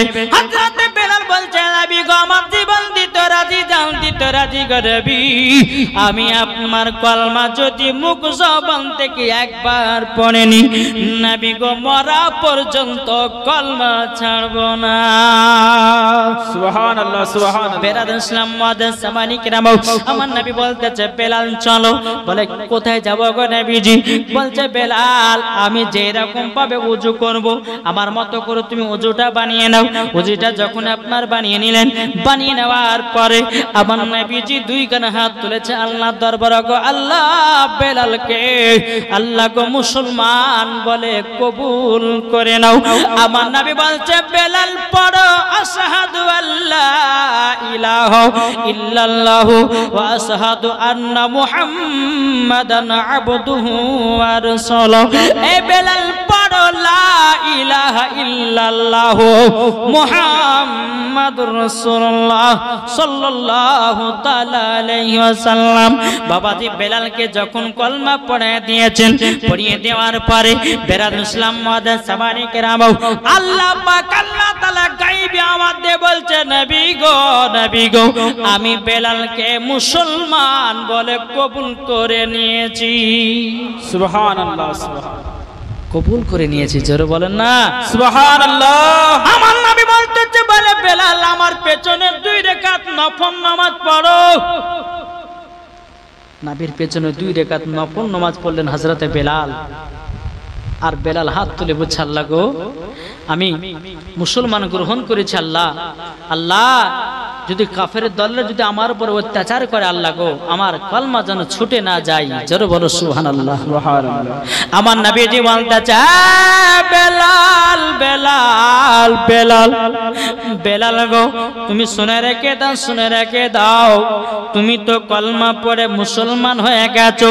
তুমি গোলামের ভিতরে সর্বপ্রথম কলমা পড়েছো, কিতাবের মধ্যে পাওয়া যায় বাবা। এ সোনা মানিকেরাও, সর্বপ্রথম কলমা পড়েছিল বাবা খলিফাদের মধ্যে আবু বকর সিদ্দিক। মহিলাদের মধ্যে কলমা সর্বপ্রথম পড়েছিলেন মা খাদিজা রাদিয়াল্লাহু তাআলা আনহা। আর বাবা ছোটদের মধ্যে কলমা পড়েছিলেন হযরত আলী রাদিয়াল্লাহু তাআলা আনহু। আর গোলামদের মধ্যে কলমা পড়েছিলেন আবুল হারসা। বাবাজি কলমা পড়েছিলেন। আমার নবী বলছে, বেলাল, বেলাল, তবে শুনে রেখে দাও, শুনে রেখে দাও, তুমি তো কলমা পড়েছো গো বেলাল, তবে শুনে রেখে দাও, আমি নবীজি বলে দিলাম, তুমি হয়ে গেছো জান্নাতি। সুবহানাল্লাহ, সুবহানাল্লাহ। বেলাল বলছে, নবী গো, আমি তো আজকে শুধু কলমায় পড়েছি।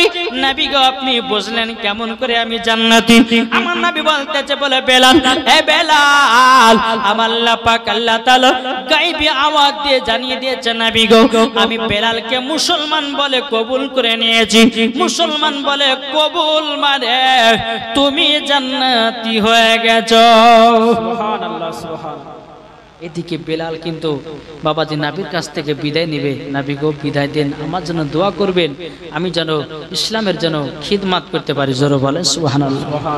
আমার নবী বলছে, বেলাল যাও, যাও, যাও। বেলাল টুকটু টুকটু করে নবীর দরবার থেকে এসে উমাইয়ার বাড়িতে পৌঁছে গেল। দিনের বেলা তো উমাইয়ার কাজ করে, রাতের বেলাতে মধুর সুরে বাবাজি কালমা তেলাওয়াত করে জোরে বলুন সুবহানাল্লাহ। সুবহানাল্লাহ। এই একদিন দুদিন বেলাল পড়তে পড়তে কিন্তু উমাইয়া একদিন গভীর রাত্রে উঠে সমস্ত ঘরের মালপত্রগুলোকে চেক করার জন্য উঠেছে। দেখি তো সব মালপত্রগুলো ঠিক আছে কিনা। উমাইয়া এই ঘরে যাই ঠিক আছে, এই ঘরে যাই সব মালপত্র ঠিক আছে, এরকম ভাবে আপনার ঘরগুলো চেক ইন করতে করতে বেলালের ঘরের কাছ পর্যন্ত পৌঁছে গেছে। আর বেলালের ঘরের সামনে দিয়ে বাবা একটা ছোট্ট ছিদ্র ছিল। বেলাল ইসলাম মাদের সামানি কিরাম ওই ছিদ্র দিয়ে বেরিয়ে আসতেছে লা ইলাহা ইল্লাল্লাহ, লা ইলাহা ইল্লাল্লাহ, লা ইলাহা ইল্লাল্লাহ মুহাম্মাদুর রাসূলুল্লাহ। যখন বাবা দিয়ে কলমার আওয়াজটা যখন উমাইয়া শুনে নিয়েছে, উমাইয়া মনে মনে চিন্তা করতেছে, বলে কি ব্যাপার বেলাল তো মনে হয় কি জানো পড়তেছে। উমাইয়া যখন বাবা কান লাগিয়ে শুনিয়েছে, উমাইয়া মনে মনে চিন্তা করে বলতেছে, এটা তো আখেরি জামানার নবীর কলমা, বেলাল কেন পড়তেছে? বাবাজি মুসলমান ভাইরা, বেলালকে বাবা ঘর থেকে ডাকা হলো, এ বেলাল, বেলাল গো কি ব্যাপার, তুমি ঘরের ভিতরে কি পড়তেছি না বলো না? হযরতে বেলাল বলতেছে, এ উমাইয়া, আমি নবীজির কলমা পড়ে মুসলমান হয়ে গেছি। এ বাবাজি মুসলমান ভাইরা, এদিকে উমাইয়া বলছে, এ বেলাল, বেলাল তুমি অন্যায় করেছো, ভুল করেছো, তুমি নবীর কলমা কেন পড়তে গেলে? এদিকে বেলাল বলতেছে, উমাইয়া তোমার ধর্মতে ঢোল বাজনা আছে, তোমার ধর্মতে মূর্তি পূজা আছে, তার জন্য তোমার ধর্মটাকে লাথি মেরে দিও। আমি আখেরি জামানার নবীর কলমা পড়ে মুসলমান হয়ে গেছি। জোরে বলেন সুবহানাল্লাহ। দেখো বলতেছে, আবার এসো গো প্রেমিক বেলাল, মাদের জগতে ফিরে নতন করিয়া আদান হাকিতে কাবার মিনার পরে। আবার এসো গো প্রেমিক বেলাল, মাদের জগতে ফিরে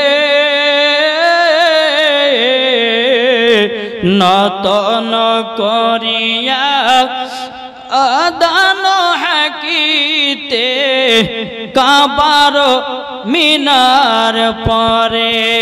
দিয়ে যাও পৃথিবীতে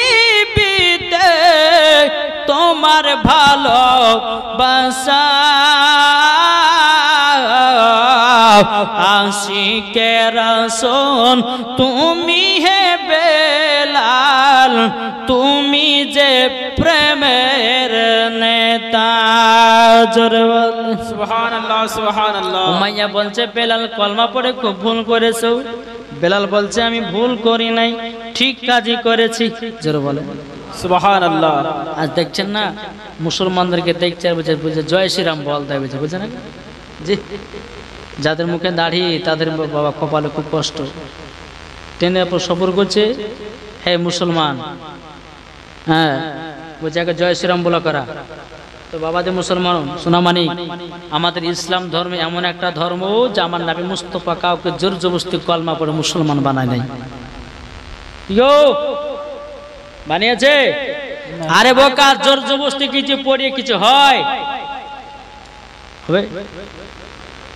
আপনি একটা বাড়িতে বিয়ে করতে গেছেন, তো মেয়েটা আপনার পছন্দ মেয়েটাকে, কিন্তু মেয়েটা আপনাকে পছন্দ করেন না, কিন্তু আপনি বলছেন ওই মেয়েটাকেই বিয়ে করব, তাহলে কি করে হবে? দুজনও তো পছন্দ দরকার আছে, কি ঠিক না? তাহলে বাবাজি একজন পছন্দ তো হবে না। তো বাবাজি মুসলমান সোনামানি, তো ইসলাম ধর্ম এমন একটি ধর্ম, আমার নবী মুস্তাফা কাউকে জোর জবরদস্তি কলমা পড়ার নাই। আমার নবী মুস্তাফা নূরের চেহারা দেখে বেদিন কাফেরেরা কলমা পড়ে মুসলমান হয়ে যেত। সুবহানাল্লাহ হযরত উমারে ফারুক তিনি নবীর গর্দান কাটার জন্য তলোয়ার উলঙ্গ তলোয়ার নিয়ে আপনার 26 বছর বয়সে উমারে ফারুক বেরিয়ে গেছে নবীকে মারার জন্য গর্দান কাটার জন্য। যখনই বাবাজি আবু জাহেল বললে উমার তুমি যদি নবীজির গর্দান কেটে নিয়ে এসে আমার কাছে হাজির করতে পারো তোমাকে 10 থেকে 15টা বড় তোমাকে ইনাম পুরস্কার দেওয়া হবে। উমারে ফারুক তিনি তলোয়ার নিয়ে গেলেন, নিয়ে যাওয়ার পরে বেরাদর ইসলাম আমার নবী মুস্তাফার কাছে গেছেন। যাওয়ার পরে আমার নবীজির চেহারা মোবারক দেখে উমারের হাত থেকে তলোয়ার পড়ে গেল, সঙ্গে সঙ্গে কলমা পড়ে মুসলমান হয়ে গেল। সুবহানাল্লাহ সুবহানাল্লাহ নারায়ে তাকবীর আল্লাহু আকবার। নারায়ে রিসালাত ইয়া রাসূলুল্লাহ। মাসলাকে আলা হযরত নারায়ে তাকবীর নারায়ে রিসালাত ইয়া রাসূলুল্লাহ। তাইলে বলুন আমার নবী মুস্তাফা কাউকে জোর জবরদস্তি কলমা পড়ায় নাই। জি এটাই হচ্ছে আমাদের ইসলাম ধর্ম। জি আমরা কাউকে জোর জবরদস্তি কলমা পড়াই না। যারা বেধর্মী, যাদের বাবাজি যারা বেধর্মী তারা ইসলামের প্রতি আপনার আক্রমণ করতেছে ইসলামটাকে ধ্বংস করার জন্য। শুনে রেখে দাও ইসলাম ধ্বংস আজও পারোনি, কালও পারবে না, কিয়ামত পর্যন্ত কেউ ধ্বংস করতে পারবে না। কি বলছে? জি ইসলাম ইসলামের জায়গাতে আছে, আর বাপের দিন নাই যে ইসলাম ধর্মকে মিটাতে পারবে। একজন ফেসবুকে আবাদি বেধর্মীতে বলছে যে ইসলামকে ধ্বংস করে দেব, মুসলমানকে ধ্বংস করে দেব। হ্যাঁ তোমার মতো কত আগল পাগল আসলো, হ্যাঁ আবু জাহেল উদবা সাইবা, হ্যাঁ তারপরে আপনার বাদশাহ নমরুদ ফেরাউন, তারা কি আজ ইসলাম ধর্মটাকে মিটিয়ে দেওয়ার কত চেষ্টা করেছে, হ্যাঁ তবু কিন্তু পারে নাই। বেরাদর ইসলাম ইসলাম ইসলামই থেকেছে, তারাই দুনিয়া তো ধ্বংস হয়ে গেছে। জি জি বেশক ঠিক না? তাহলে বাবাজি একটু চিন্তা ভাবনা করুন, নামাজ পড়ুন, হ্যাঁ নবীকে মোহাব্বত করুন, জি নবীর সুন্নাতগুলোকে মেনে চলুন। আজ আমাদের মুসলমানদের এতটাই পরিস্থিতি খারাপ, প্রত্যেকটা মুসলমানদেরকে এখন অসুখ বিসুখ ধরতেছে কি আমরা নবীর সুন্নাত মানি না। মাঠ থেকে আসছি হাঁটু বের করে বাবাজি গপ গপ করে ভাত খাচ্ছি, ভাত খাওয়ার সময় তো বিসমিল্লাহ আমরা ব্যবহার করি না, ভাত খাওয়ার সময় তো দস্তরখানও বিছাই না, আমরা নবীর সুন্নাতগুলোকে উঠিয়ে দিয়েছি। এখন প্রত্যেকটা মুসলমানকে অসুখ ধরছে না, ধরছে না, কারোর সুগার, কারোর ক্যান্সার, কারোর আপনার হার্টের অসুখ, কত রকমের অসুখ হতেছে। আমার নবী মুস্তাফা বলতেছে, বলে শোনো আমার সুন্নাত যাই তোমরা চলতে পারো, জীবনে তোমাদেরকে অসুখ বিসুখ হবে না। সুবহানাল্লাহ সুবহানাল্লাহ। আজ আমরা মুসলমান সেগুলো আমরা লক্ষ্য করি না।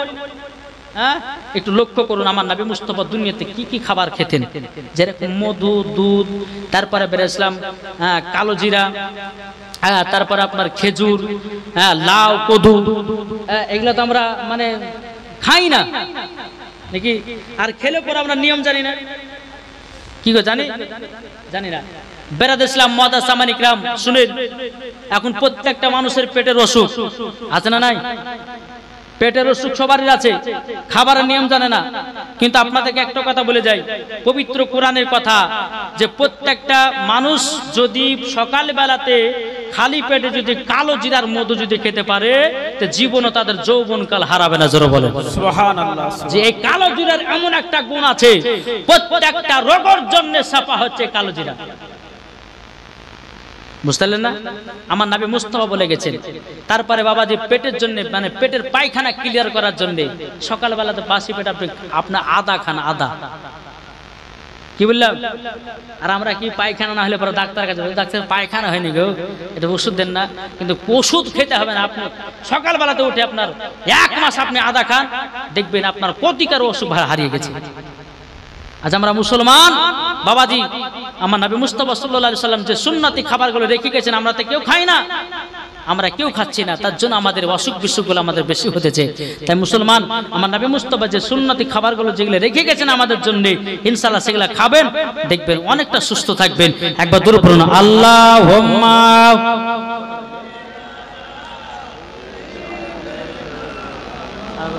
বন্ধ করবো, 11টা বন্ধ করবো, 9টাতে উঠেছে। সাল্লাল্লাহু আলা মুহাম্মাদিন মুহাম্মাদ হরদম জবান পাক নামে मोहम्मद हरदम ज़बान से निकालो पाइले निरालाई गो नबी पाइले निरालाई সুবহানাল্লাহ আমার শত শত বলেন বলবেন তো জি কি ব্যাপার শেষ করে দেব না শেষ করবো গো যেটা 3 দিন হবে একটু একটু করে বলি ওরে বাবা রে একটা আপনাদের এখানে বেরাদ ইসলাম মদার সামানিকরা আজকে একটা পারবো না 11টা পর্যন্ত চালাছি ইনশাআল্লাহ কালকে 12টা হবে তারপর একটা চালাবো নাকি বলছে বেরাদ ইসলাম আমরা এমন ভাবে জালসা শুনবো যেন ফজর নামাজ যেন কাজা না হয় না জীবন শুনতে যে ফজর নামাজে লাখ টাকা ঘুমাবা তাহলে তো সবই গেল কি ঠিক না ফজর মুয়াজ্জিন বলছে হাইয়া আলা সালাহ এদিকে বলছে ইমাম আর মুয়াজ্জিন মসজিদ চালা জ্বালাস না ভোরবেলা এখন আমাদের ঘুম পাড়ার পালা তাহলে সবই গেল কি গো ঠিক না বাবা দি মুসলমান বাইরাতে কো বলতেছে পাইলে নিরালাই গো নবী পাইলে নিরালাই পাইলে নিরালাই গো নবী পাইলে নিরালাই দুই কদমে চুমা খাবো দুই কদমে চুমা খাবো দুই কদমে চুমা খাবো চরম তুলি মাগবো গায় সুবহানাল্লাহ সুবহানাল্লাহ সুবহানাল্লাহ পাইলে নিরালাই গো নবী পাইলে নিরালাই পাইলে নিরালাই গো নবী পাইলে নিরালাই দুই কদমে চুমা খাবো দুই কদমে চুমা খাবো চরম তুলি মাগবো গায় পাইলে নিরালাই গো নবী পাইলে নিরালাই দয়ালে নবী কত দূরে লোহিত সাগরের তীরে মদিনার সোনার ঘরে আছেন তিনি সর্বদাই পাইলে নিরালাই গো নবী পাইলে নিরালাই পাইলে নিরালাই গো নবী পাইলে নিরালাই তুই কদমে চুমা খাবো তুই কদমে চুমা খাবো চরম দুলি মাগবো গায় পাইলে নিরালাই গো নবী পাইলে নিরালাই জোর করুন সুবহানাল্লাহ এদিকে বেরাদর ইসলাম মাইয়া বলছে বেলাল হে বেলাল তবে শুনে রেখে দাও তোমাকে নবীর কলমা ছাড়তে হবে বেলাল বলতেছে বলে না নবীজির কলমা ছাড়বো না এদিকে উমাইয়া একটা চাবুক নিয়েছে বেলালকে বাবা চাবুকের বাড়ি আপনার মারতে লেগেছে বাবা বেলালকে এত জোর জোর করে আপনার চাবুকের বাড়ি মারতে লেগেছে মারতে মারতে মারতে বাবাজি বেলালকে জমিনে বেহুশ করে দেয় জমিনে বেহুশ করে ফেলিয়ে দিয়েছে বাবা হযরতে বেলালকে একটা ঘরের ভিতরে ঢুকায়া তালা মেরে দিয়েছে সকাল যখন হলো বেরাদর ইসলাম উমাইয়ার মাথা গরম হয়ে গেল কি ব্যাপার যেই বেলাল 10 জন গোলামে থেকে একা কাজ করত ওই বেলাল যদি নবীজির কাছে চলে যায় এইরকম গোলাম আর পাওয়া যাবে না যাবে না যাবে না এই বেলালকে নবীর কাছে যেতে দেব না বেলালের কলমা যেমন করে হোক ছুটাতে হবে উমাইয়া মনে মনে ভাবছে কার কাছে যাই তো মনে মনে ভাবছে যে ইন্টারন্যাশনাল কাফের আবু জাহেল কি গো ঠিক না জি বেশক বেশক মনে হয় তাহলে আবু জাহেলের কাছে যায় আর দেখেন মদ যারা মদ পান করে না দেখবেন মদ মাতালে বাবা তাদের তাল মাথা ঠিক থাকে যারা মদ দুই বন্ধু তো মদ খেতে তো বন্ধু তো মদে করে খুব মানে মিলেমিশে মদ খেতে পান করে আর দেখবেন কিছু কিছু বন্ধু আছে বেরাদর ইসলাম ভালো পথে নিয়ে যায় আবার কিছু বন্ধু আছে খারাপ পথের দিকে নিয়ে যায় জি তো আবু জাহেল মনে মনে ভাবছে যে আমার বন্ধু আবু জাহেল আছে ওর ক্ষমতা বেশি তো ওর কাছে যাই মানে কাফেরে ভালোই মেল মাতালে ভালোই মেল মাস্টার ভালোই মেল ডাক্তার ভালোই মেল আর মুলবিতে মেল তো বাবাদি মুসলমান যখন এই কথা বলা আবু জাহেল কি করে ওই উমাইয়া কি করছে সকালবেলাতে উঠে চলে গেছে আবু জাহেলের কাছে এ আবু জাহেল বলো শোনো বলে একটা কাণ্ড ঘটে গেল বলে কি কাণ্ড বলো কাণ্ডটা হলো এটাই যে আমার বেলাল ছিল 10 জন গোলামের থেকে একা কাজ করত। 10 জন গোলাম যতটি কাজ করে বেলাল একাই অতটি কাজ করে। ওই বেলাল আখেরি জামানার নবীর কলমা পড়ে মুসলমান হয়ে গেছে। ওগো আবু জাহেল, যদি কলমা ছুটাতে পারো তোমাকে 5টা বড় বড় উট ইনাম দেব। 5টা বড় বড় উট ইনাম দেওয়া হবে। আবু জাহেল বলতেছে, বলে উমাইয়া চিন্তা করো না, চিন্তা করো না, আমি হলাম ইন্টারন্যাশনাল কাফের। কি আবু জাহেল, চিন্তা করো না, বেলালকে আমার হাতে তুলে দাও, তার কিভাবে কলমা ছুটাতে হয় ভালো করে ছুটে দেবো। ঠিক আছে, তাই হবে। যখনই বাবা দিয়ে আবু জাহেল হাতের দায়িত্ব যখন আপনার উমাইয়া দিয়ে দিল, সকাল হলো।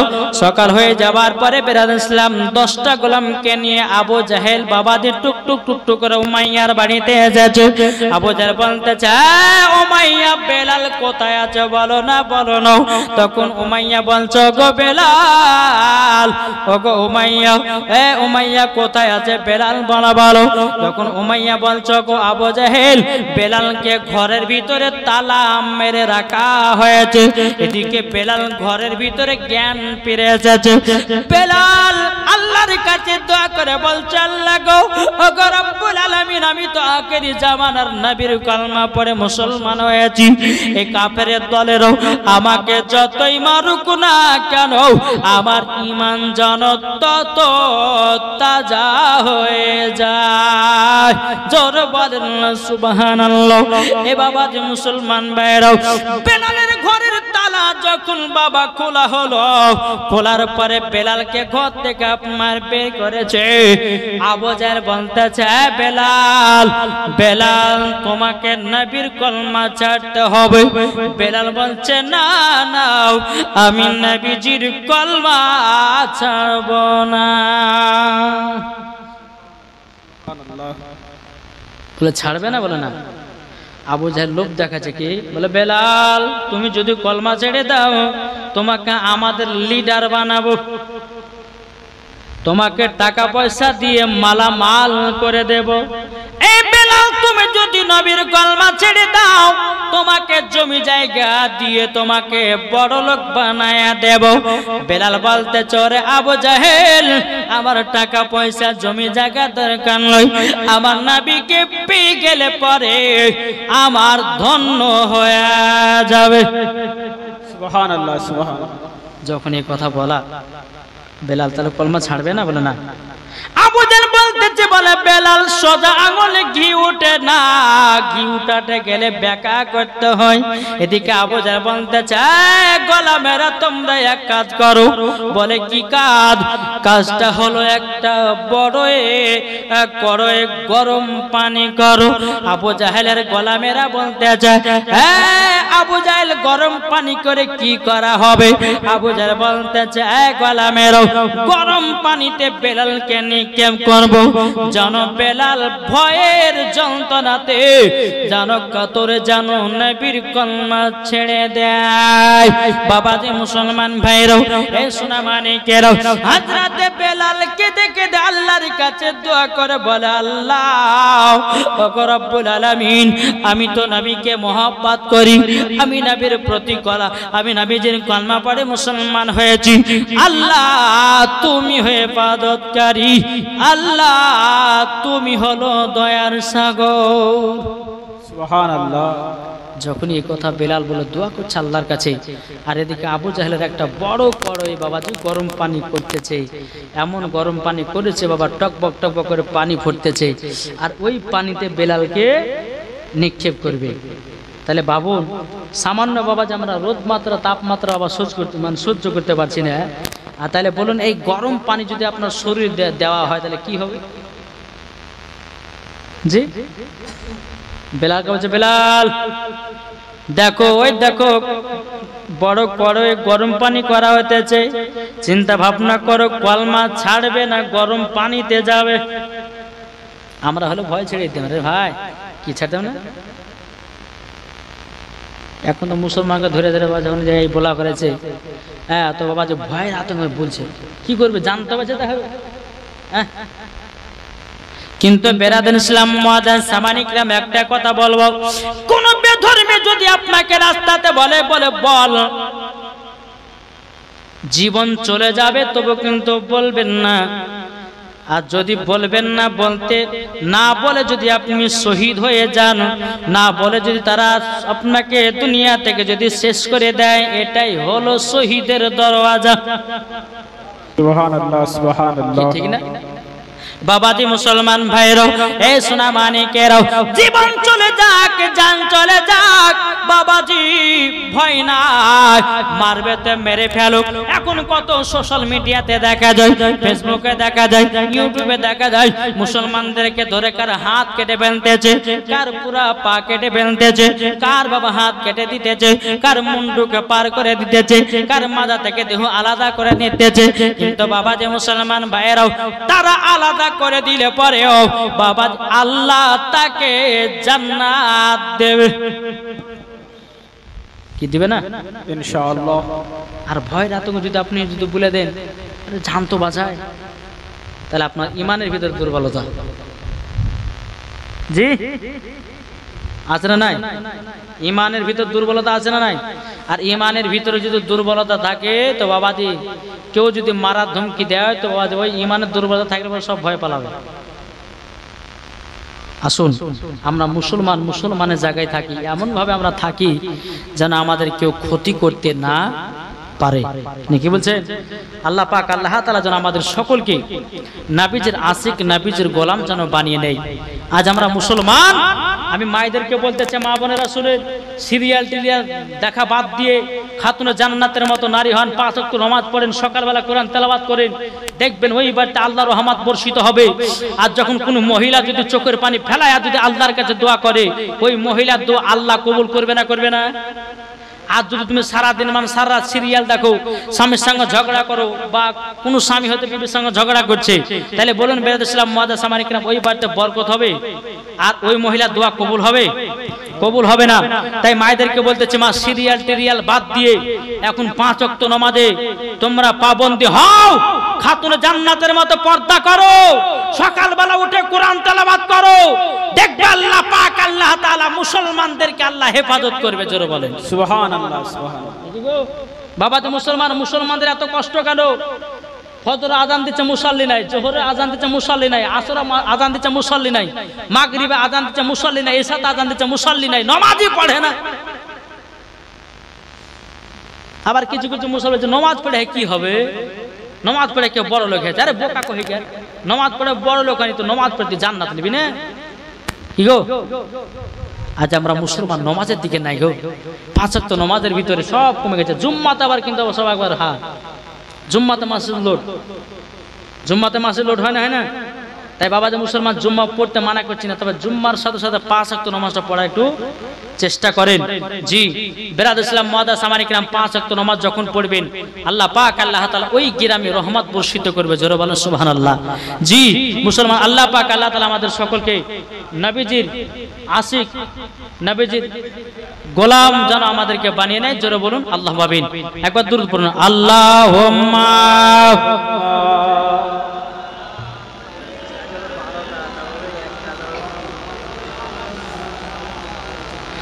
ওয়ালা আলি সাইয়্যিদিনা মাওলানা মুহাম্মদ সাল্লাল্লাহু আলাইহি সাল্লাম। বাবারা আপনারা সবাই জাকির হোসেন চৌধুরীকে দেখেছিলেন, আপনাদের মাসে ইমামতি করেছে বলে নেই গো? জাকির হোসেন চৌধুরী দেখেছিলেন না? হ্যাঁ, আমরা অনেক জায়গাতে ওনার সাথে আমরা প্রোগ্রাম করেছি। জি 8 বছর ছিল। তো বেরাদান ইসলাম মুআজ্জাজ সামানিকরাম যেখানে যাই তো বাবাজি যখন স্টেজে ওঠে, হুজুর মানে 2 ঘন্টা টাইম দিয়েছে, তো 2 ঘন্টার ভিতরে হচ্ছে হুজুর 2.5 ঘন্টা বলেন। এই রকম ভাবে মানুষের কথা শুনতে শুনতে শুনতে বাবাজি নিজের দুনিয়া থেকে চলে গেল। আমরা নিজের চোখে দেখেছি যে নিজের চোখে আমাদের দেখা 2 ঘন্টা টাইম দিয়েছে, মানুষজন ভালো লেগেছে, আমাকে হোক বা ওনাকে হোক 1 ঘন্টা যদি 2.5 ঘন্টা বলেন, বুঝতে পারলেন? বাবা একটা মানুষের জান আছে, কি গো? আমি তার ম্যাচিং লেজে তেল ভরলে চলবে নাকি? বলছে কি মেশিন আমি তো আর আপনাদেরকে 3 ঘন্টা বলতে পারবো না, বললে পরে 2 থেকে 2.5 ঘন্টা, তার বেশি করি না আমি জালসা। জি, আমার একটা জীবন আছে, জান আছে, জান আর কতটুকু বলবে, তাই কি না? 3 দিন যখন আছে ইনশাল্লাহ একটু একটু করে বাড়াবো। আজকে 2.5 ঘন্টা বলো, কেন 3 ঘন্টা বলো, তারপর হয়তো 3.5 ঘন্টা 4 ঘন্টা বললে। তো যাই হোক, আল্লাহ পাক আল্লাহ তাআলা আমাদের সকলকে নবীজির আশিক, নবীজির গোলাম বানান। একবার দুরূদ শরীফ পাঠ করুন। আল্লাহুম্মা সাল্লি আলা সাইয়্যিদিনা মাওলানা মুহাম্মাদ আলা আলিহি মাওলানা মুহাম্মদ। আরে কে যাও ভাই নবীজির কাছে, জোর বলেন সুবহানাল্লাহ। কে যাও ভাই নবীজির কাছে, এই পাগলের আরজি আছে, আমার সালাম পৌঁছে দিও। এই গরিবের কি বা করার আছে মাওলা গো, হে গরিবের কি বা করার আছে। কে যাও ভাই নবীজির কাছে, এই পাগলের আরজি আছে, আমার সালাম পৌঁছে দিও।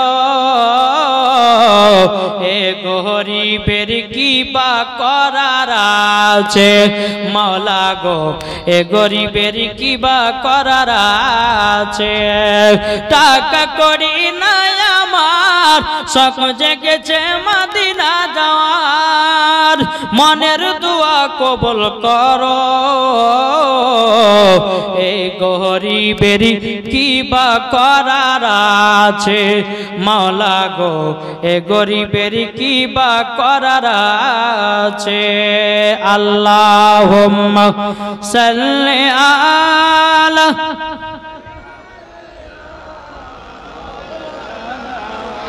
মুহাম্মাদ আলা আলি সাইয়্যিদিনা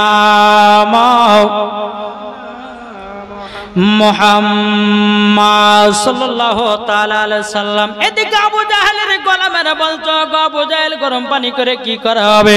বলতে বেলালকে গরম পানিতে নিক্ষেপ করব, বেলাল অটোমেটিক কলমা ছেড়ে দেবে। এ বাবাজি মুসলমান ভাইরা, এ সোনা মানিকেরা, চলুন বাবাজি আমরা যাই। এদিকে হযরতে বেলাল রাদিয়াল্লাহু তাআলা আনহু তিনি বাবাজি আল্লাহর কাছে দোয়া করতে চান লাগো, আবার ঈমান জানো আরো তাজা হয়ে যায়। বাবা যে মুসলমান ভাইরা, যখন গরম পানি যখন বাবা করা হলো, গরম পানি করার পরে বেলালকে বলতেছে, বেলাল তুমি চিন্তা ভাবনা করে নাও, কলমা ছাড়বে না গরম পানিতে যাবে?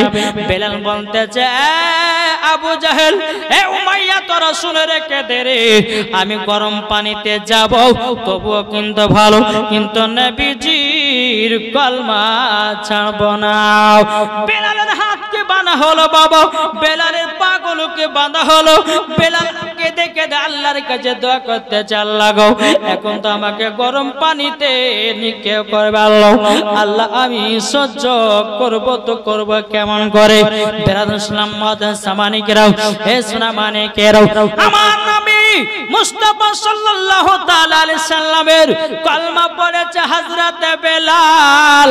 নবীকে এত মহব্বত করে রে বাবা, এতটাই ভালোবাসে, নবীজির কলমা ছাড়তে রাজি নাই বাবা, জীবন দিতে রাজি আছে। কোন মতে বাবা কলমা ছাড়বে না।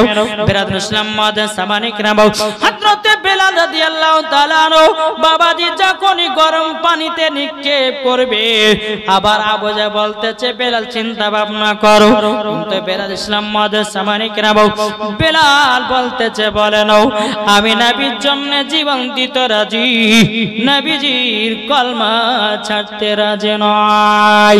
আবার বেলাল আল্লাহকে বলছে, আল্লাহ গো আমি যখন গরম পানিতে যাব কি করব? আবার আল্লাহ বলছে, বেলাল ও বেলাল তুমি যখন গরম পানিতে থাকবা আমার নবী মুস্তাফার প্রতি দরুদ পড়বা। সুবহানাল্লাহ, সুবহানাল্লাহ। আমার নবীর প্রতি দরুদ পড়বা। এ বাবা যে আজ অনেকে মুসলমান বাবা দরুদ পড়তে চায় না, ঠিক না? দুরুদ পড়তে বাবা আপনার অলসতা করে, কিন্তু আপনাদেরকে একটা কথা বলবো বাবাজি সোনা মানিকেরাও, দুরুদ পড়লে বাবা ঈমান আপনার দিল পরিষ্কার হয়। দুরুদ পড়লে বাবাজি নবীকে স্বপ্নই দিদার করা যায়। দুরুদ পড়লে বাবাজি নবীর মহব্বতে জান্নাতি হওয়া যায়। এই সোনা মানিকেরাও, যদি আমরা দুরুদের বাবা ফজিলত যদি জানতাম, প্রত্যেক সময় নবীর প্রতি দুরুদ পড়তাম বাবা, যে দুরুদ আমার আল্লাহ নবীর প্রতি পড়ে, সুবহানাল্লাহ সুবহানাল্লাহ, আমার আল্লাহ নবীর প্রতি দুরুদ পড়ে। আর কিছু দেওবন্দি ওয়াহাবিলা মাযহাবে বলতেছে দুরুদ পড়া বেদাত, বুঝে দুরুদ ইব্রাহিম পড়ো। আরে বোকা, দুরুদ ইব্রাহিম হচ্ছে নামাজের ভিতরে, আর আমরা যেটা গাই বলছে এটা পড়া বেদাত শিরক, বলেছে কোনো হাদিস কোরআনে না। আরে বোকা, তাহলে কোরআনে তো নামাজের কথা লেখা না, তো নামাজ পড়ছিস কিসের লিগে? কোরআনে আছে নামাজের কথা? আছে? নামাজ শব্দ লেখা আছে? জি, নামাজ শব্দ কোরআনে লেখা নাই, কোরআনে আছে সালাত বলে শব্দ আছে। তাহলে বলুন, আমরা যে নামাজ পড়ছি, তাহলে তুই কোরআন শরীফ বলছিস নামাজ ধরে বাইর করে দিন পাচ্ছে কি দেখি? আত্তাহিয়াত আমরা পড়ি কিনা? নামাজের ভিতরে আত্তাহিয়াত পড়ি কি পড়ি না? তা আত্তাহিয়াত নামাজের ভিতরে পড়া হচ্ছে কি ওয়াজিব। যদি আত্তাহিয়াত যদি না পড়তে নামাজ হবে? নামাজ হবে না। তাহলে বলুন, ওই আত্তাহিয়াত কি আপনার কোরআনে আছে? তাহলে বোকার বেটা থেকে কি বুঝাবে? হ্যাঁ বাবা, যে মুসলমান সোনা মানে নামাজের কথা, নামাজ শব্দটা কোরআনে নাই, নামাজ শব্দটা কোরআনে নাই, কিন্তু সালাত শব্দটা কোরআনে আছে। সালাত মানেই নামাজ, জোর হবে না? 32 জায়গাতে কোরআনে এসেছে সালাত সালাত সালাত, নামাজ কায়েম করো, নামাজ কায়েম করো। বাবা, যে মুসলমান সোনা মানে রাসূল, তো বাবা যে আজ কিছু দল বাড়িয়েছে নবীর প্রতি দুরূদ পড়তে চায় না। দেখেন, একজন আল্লাহওয়ালা ব্যক্তি বাবা গঙ্গার ধারে বসে বসে নবীর প্রতি দুরূদ পড়ছে। জোরে বলো সুবহানাল্লাহ। দুরূদের একটু ফজিলত বলে আপনাদেরকে। তো দুরূদ পড়ছে, দুরূদ পড়তে পড়তে বাবা যে একটা ডাঙার মাছ উঠে ওই আল্লাহওয়ালার ব্যক্তির মুখ থেকে দুরূদ শুনতেছে। জোরে বলেন। দুরূদ শুনতে শুনতে ওই আল্লাহওয়ালা ব্যক্তিটা গঙ্গার ধারে বসে বসে এক নয় দু নয় তিন নয় 1 মাস দুরূদ পড়েছে। কত? 1 মাস। মাসটা ওই 1 মাস দুরূদ শুনেছে। মাসটা দুরূদ পড়েনি, শুনেছে। বেরাদান ইসলাম, একটা মাছ এসে বাবাজি জাল নিয়েছে, বাবা গঙ্গাতে আপনারা জাল পেনিয়েছে। বাবাজি মাছটা ওই জালের ভিতরে আটকা পড়েছে। মাছটা জালের ভিতরে আটকা পড়েছে। বাবাজি মাছটা বাড়ি থেকে বিবিকে বলছে, বিবি ভালো করে বাছাই করো, তেল দিয়ে ভালো করে ভাজাই করো, এই মাছটা দিয়ে আমি 2 মুঠো ভাত খেতে চাই। বেরাদান ইসলাম মাদাস সামানি কেরামাও, তিনার বিবি আপনার ভালো করে মাছটাকে বাছাই করতেছে। বাবাজি মুসলমান ভাইরো, এদিকে কড়াই বাবা তেল দিয়েছে, তেল দিয়েছে। তেল দেওয়ার পরে মাছটাকে যেমনই তেলে ছেড়ে দিয়েছে, আল্লাহর কি কুদরত, মা জীবিত হয়ে গেছে। মা জীবিত হয়ে গেছে রে বাবা। এখন যারা বেধর্মী আছে, যারা বিশ্বাস করে না বাবা, তারা বলবে যে এই ঘটনা আবার প্রতিকার ঘটনা। বাবাজি এই ঘটনাটা লেখা আছে বাবাজি তাজকিরাতুল আউলিয়া। এ বাবাজি মুসলমান ভাইরা, এ সোনামানিকেরাও, যখন বাবা এই মাছটা যখন আপনার কিনা তেলে ছেড়ে দিয়েছি, কিনার বিবি আপনার মাছটাকে বাবা ভাতে আছে জীবনে ভাজা হয় না। মাছ শুধু বাবা জিন্দা হয়ে লাফালাফি করতেছে। জোরে বলুন না সুবহানাল্লাহ। বাবাজি তিনার স্বামী এসে বলছে, বিবি তুমি কি মাছটা রান্না করেছো নাকি? বলে মাছটা তো রান্না করতে পারি নাই। বলে কেন? বলে স্বামী গো চলেন রান্নাঘরে, চলেন দেখবেন তো। বাবাজি মুসলমান, ওই মাছটা জানো গরম তেলে বাবা আপনার লাফাতেছে বাবা। এদিকে আপনার মাছুয়াটা বলতেছে, ও গো বিবি মাছটাকে তুলো, এই মাছটাকে নিয়ে একজন আল্লাহওয়ালা ব্যক্তির কাছে যাব। যাবার পরে বেরাদান ইসলাম মাদাস সামানি কিরাম জিজ্ঞাসা করব, মাছটা কেন ভাজা হয় না? জোরে বলুন না সুবহানাল্লাহ। ওই মাছুয়াটা কি করেছে বাবাজি? মাছটাকে নিয়ে টুক টুক টুক টুক করে বাবা আল্লাহর ওলির কাছে গেছেন। যাবার পরে বলতেছে, গো আল্লাহর ওলি এই মাছটা কেন ভাজা হয় না? কি কারোর জন্য ভাজা হয় না একটু বলুন না। আল্লাহর লিটা বলতেছে বলো গো বাজওয়াও, এই মাসটা নবীজির দুরূদ শুনেছে। জোর বলে সুবহানাল্লাহ সুবহানাল্লাহ। এই মাসটা নবীজির দুরূদ শুনেছে, তার জন্য জিন্দা জিন্দাই হয়ে গেছে। এ মাসটা তেলে ভাজা হবে না, এ মাসটা নবীর প্রেমিক হয়ে গেছে। তাহলে বুঝুন, নবীর প্রতি দুরূদ শুনেছে মাছ, অমনি বাবাজি কি হয়েছে? জিন্দা। আমার আল্লাহ বলতেছে, এ বেলাল, তোমাকে যখনই গরম পানিতে নিক্ষেপ করবে, আমার নবীর প্রতি দুরূদ পড়তে থাকবা, তুমি কষ্টটুকু অনুভব করতে পারবা না। জোরে বলেন। বেলাল ইসলাম মাদাস সামানিকেরা, এই সূরা মানিকেরা, হযরত বেলাল রাদিয়াল্লাহু তাআলা আনহু বাবাজি তিনি আপনাকে গরম পানিতে নিক্ষেপ করবে বাবাজি। আবার আবু জাহেলের দলেরা বলতেছে, হ্যাঁ বেলাল দেখো, চিন্তা ভাবনা করে দেখো, যদি তুমি গরম পানিতে যাও তোমার শরীরের চামড়া ঠিক থাকবে না, তোমার শরীরের মাংস ঠিক থাকবে না, তোমার হাড় গোটিগুলো আলাদা আলাদা হয়ে যাবে। এদিকে বেলালকে ভয় দেখাতে যে বাবা, বেলাল বলতেছে, এ আবু জাহেল উমাইয়া, আমি নবীজির কলমা ছাড়বো না, ছাড়বো না। বেলালকে অমনি বাবা গরম পানিতে নিক্ষেপ করে দিয়েছে। হযরত বেলাল বাবাজি গরম পানিতে যেমনই আপনাকে করে দিয়েছে, হযরত বেলাল চোখের পানি ঝরঝর করে ফেলে বলছে, আল্লাহ গো, ওগো রব্বুল আলামিন, এই কাফের দলেরা আমাকে এত অত্যাচার করতেছে।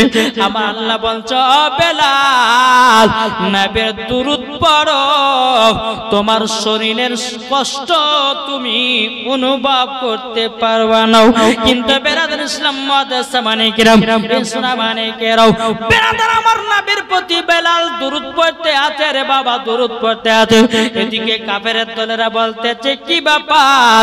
বেলাল গরম পানিতে তাকে নিক্ষেপ করা হয়েছে, বেলালের শরীরের চামড়াগুলো এত জড়ো জড়ো হয়ে গেল, বেলাল তো কিছুই বলে না, বেলাল তো কিছুই বলে না, বলে না।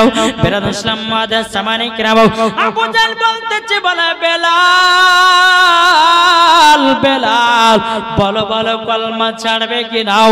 বেলাল বলতেছে, বলে না না, আমি নবীজির কলমা ছাড়তে রাজি না। বাবাজি শোনা মানিকেরা, হযরতে বেলাল রাদিয়াল্লাহু তাআলা আনহু তিনি এতটাই বাবা কষ্ট করেছেন, জীবন দিতেও রাজি হয়েছেন, কিন্তু নবীর কলমা ছাড়তে রাজি হন নাই। এর নাম হচ্ছে হযরতে বেলাল। বাবাজি বেলালের মতো যদি সরষে পরিমাণ যদি নবীকে মোহাব্বত করতে পারে, তাতেই জান্নাত ইনশাআল্লাহ। কি গো, জান্নাত হবে না? জি ইনশাআল্লাহ জান্নাত। তবে বাবাজি মুসলমান সোনামানিকেরা, আপনাদেরকে একটা কথা বলে যাই, সঠিকভাবে আপনারা দুনিয়াতে চলুন বাপ। এখন প্রত্যেকটা মুসলমানেরা বাবাজি দেখা যাচ্ছে, এখন ইয়ং ছেলেদেরকে দেখা যাচ্ছে পেশাব লাগছে, দাঁড়িয়ে দাঁড়িয়ে পেশাব করছে, তো না পাক হলো না? মুসলমান ঘরে জন্ম নিয়েছে, অন্তব্য করতে পাক ও পবিত্র থাকো, নাকি বলছেন? আর এখনকার বাবাজি মুসলমান কিছু কিছু আপনার ছেলেদেরকে দেখা যায়, বাবাজি বিয়ের বয়স পর্যন্ত আমার বিয়ে করে লাগা খুব লাভ আছে। অকত তো বলে যায়, তুই যে বিয়ে করবি তো গোসলের ফরজ তিনটা বলতো, আর ক্ষমতা নেই। জি মুসলমান ঘরে জন্ম নিয়েছ, কমসে কম গোসলের ফরজ গুলো জানো, ইমামের কাছে গিয়ে টাইমটাকে নষ্ট করে না, ফ্রি ফায়ার পাবজি খেলিও না। এটিকে যুবকের ফ্রি ফায়ার খেলে না, আমাদের ওই ভগবান গুলো কথা বলছে বলে। বাবা যে মুসলমান সোনা মানিক, তাই বলতে চাই যে সঠিক পথে চলুন, সঠিক রাস্তাটা আপনি বেছে নিন, দেখবেন আল্লাহ পাক আল্লাহ তাআলা আপনাকে হেফাজত দান করবে। জোরে বলো সুবহানাল্লাহ। আর এদিকে নমাজ নাই, রোজা নাই, নবীর সুন্নাত নাই, এদিকে ফ্রি ফায়ার পাবজি লিয়ে মাইতে আছি, এদিকে গেম লিয়ে মাইতে আছি, এদিকে জুয়া লিয়ে মাইতে আছি, মদ তাড়ি লিয়ে মাইতে আছি। আল্লাহ পাক আল্লাহ তাআলা মুসলমানকে হেদায়েত করবে কি করে? কি করে হেদায়েত করবে? তুমি তো ভুল পথে চলছো, তুমি তো একবার আল্লাহর রাস্তাতে আসলে না, তুমি তো একবার আল্লাহর কাছে ক্ষমা প্রার্থনা চাইলে না, সারা জীবন মদ তাড়ি খেয়ে সুদ খেয়ে জিনা করে তোমার দুনিয়াটা পার করেছো। তাহলে কি করে আল্লাহ তোমাকে ভালোবাসবে, কি করে আল্লাহ তোমাকে হেদায়েত করবে, কি করে আল্লাহ তোমাকে হেফাজত করবে? আমরা তো ভুল পথে এখনো পড়ে আছি নাকি গো? জি, তাই বাবাতে মুসলমান আপনাদেরকে একটা কথা বলি, সঠিক পথে সব মুসলমান এখন। জি, আমরা যারা সুন্নি আছি আমাদের সুন্নিদেরকে এক হতে হবে, আর সুন্নিদেরকে এক হয়ে মাসলাকে আলা হাজরাতের আপনার পাবন্দি হয়ে আহলে সুন্নাতুল জামাতের ভিতরে সবাইকে আপনার দাখিল রাখতে হবে। কি বলছে? তাই কো বলতে যে আমাদের খোদা এক নবীর উম্মত, জীবন বিধান এক, বাণী সেই আল কোরআন। জোরে বলেন আমাদের খোদা এক নবীর উম্মত, জীবন বিধান এক, বাণী সেই আল কোরআন। তবে কেন এক নও হে মুসলমান, এক হও করি আহ্বান। জোরে বলেন তবে কেন এক নও হে মুসলমান, এক হও করি আহ্বান।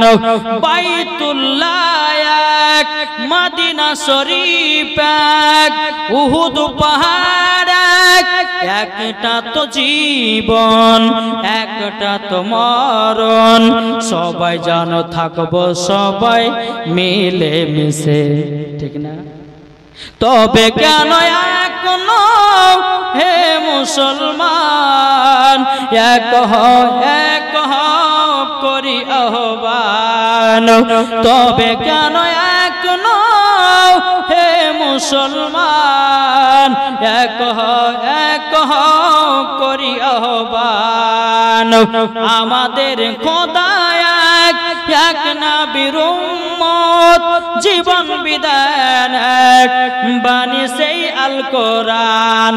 তবে কেন এক নও হে মুসলমান, এক হও করি আহ্বান। আল্লাহুম্মা সাল্লি আলা সাইয়্যিদিনা মাওলানা মুহাম্মদ ওয়া আলি সাইয়্যিদিনা মাওলানা মুহাম্মদ সাল্লাল্লাহু তাআলা আলাইহি সাল্লাম। এদিকে আবু জার উমাইয়া দেখতেছে কি ব্যাপার, বেলালের শরীর তো সব জড়জড় হয়ে গেল, তবুও তো বেলালের মুখ থেকে যেন কলমার আওয়াজটা যেন শুনতে আছে। এই বেলাল, তাইলে তুমি কলমা ছাড়বে না? বললে নাও, আমি নবীজির কলমা ছাড়তে রাজি নয়। জোরে বলেন না সুবহানাল্লাহ। এদিকে আবু জার উমাইয়া বলতেছে, এই বেলাল তুমি এক কাজ করো, এই আমার গোলামেরা তোমরা এক কাজ করো, বেলালকে গরম পানি থেকে তোলো।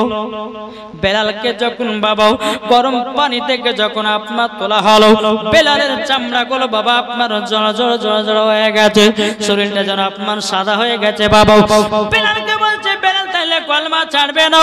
বলে না, নবীজির কলমা ছাড়বো না। আবু জার উমাইয়া বলছে, এক কাজ করো, বেলালের হাত পা গুলোকে টান টান করে বেঁধে দাও। বাবা যে মুসলমান ভাইয়েরও, এ সোনা মানিকেরও, বেলালের হাত পা গুলোকে যখন আপনার টান টান করে আপনার বেঁধে দিল রে বাবা। এদিকে বেলালকে বলছে, বেলাল আরো সুযোগ দিতেছি, বলো নবীজির কলমা ছাড়বে কিনা? বেলাল বলে না, নবীজির কলমা ছাড়বো না। এদিকে বেরাদার আবু জাহল বলতে, চোখ আমার গলা মেরাও, বেলালের হাত পা গুলোকে টান টান করে বেঁধে দাও। বাবা দুটো গাছে হাত গুলোকে বাঁধা হলো, পা দুটোকে ফেড়ে বাবাজি দুটো পায়ের গাছের সঙ্গে আপনার বেঁধে দেওয়া হলো। এদিকে বেলালকে চাবুকের বাড়ি এক নয় দু নয় 10টা চাবুক নিয়ে এসেছে। কটা? 10টা চাবুক। তাহলে একজনের শরীরে যদি 10টা চাবুক পড়ে একসঙ্গে, তার অবস্থা কি হবে? কি গো, ঠিক না? বাবা যে মুসলমান ভাইরাও, বেলালকে যখন বাঁধা হলো, 10 না 10টা চাবুক নিয়ে এসেছে বাবা, 10টা চাবুক নিয়েছে বাবাজি, সবাই একটা একটা করে চাবুক মেরতেছে বাবা। হযরতে বেলালের যেই জায়গায় চাবুক পড়ে যায় রে বাবা, ওই জায়গাটা পেটে পেটে রক্তর বন্যা বেরিয়ে যায়, রক্তর বন্যা বেরিয়ে যায় রে বাবা। হযরতে বেলালের যে জায়গা বাবা চাবুক কানা পড়ে যায়, সেখানে বাবা কাটা কাটা দাগ, কাটা কাটা দাগ বাবাজি, শুধু রক্তর বন্যা বেরোতেছে, রক্তর বন্যা বেরোতেছে। বেলাল বলতেছে আল্লাহ গো আল্লাহ, আমি তো সহ্য করতে পারি না। আমার আল্লাহ বলছে বেলাল, দুনিয়ার মানুষেরা জানবে হযরতে বেলাল নবীর মহব্বতে নিজের জীবন দিতে রাজি, কলমা ছাড়তে রাজি নয়। আমার আল্লাহ বলছে বেলাল গো, তোমার মতো যদি কেউ 1% যদি নবীকে মহব্বত করে নেয় বেলাল গো, আমার নবীর সাথে আমার সেই বান্দাটাকেও জান্নাত দেব, জান্নাত দেব। বেরাদুল ইসলাম মুআজ্জাজ সামানিকেরাও, এ সুলামানিকেরাও, হযরতে বেলাল রাদিয়াল্লাহু তাআলা আনহুকে যখন বাবা চাবুকের বাড়ি মারতে মারতে মারতে বাবা বেলাল যেন মাথা কানা ঝুঁকায়া দিয়েছে রে বাবা। মাথা কানা ঝুঁকায়া দেওয়ার পরে বেলালের মুখে তবুও যেন কলমার আওয়াজ আসতেছে, লা ইলাহা ইল্লাল্লাহ, লা ইলাহা ইল্লাল্লাহ, লা ইলাহা ইল্লাল্লাহ মুহাম্মাদুর রাসূলুল্লাহ। জোরে বলেন সুবহানাল্লাহ। বাবা যে মুসলমান ভাইরা, আবু জাহেলের গোলামেরা বলতেছে গো আবু জাহেল, বেলালকে মেরে তো ঘাল বানিয়ে দিয়েছে, তবু কিন্তু বেলালের মুখ থেকে কলমার আওয়াজ পেতেছে। জোরে হবে না? কলমার আওয়াজ পেতেছি।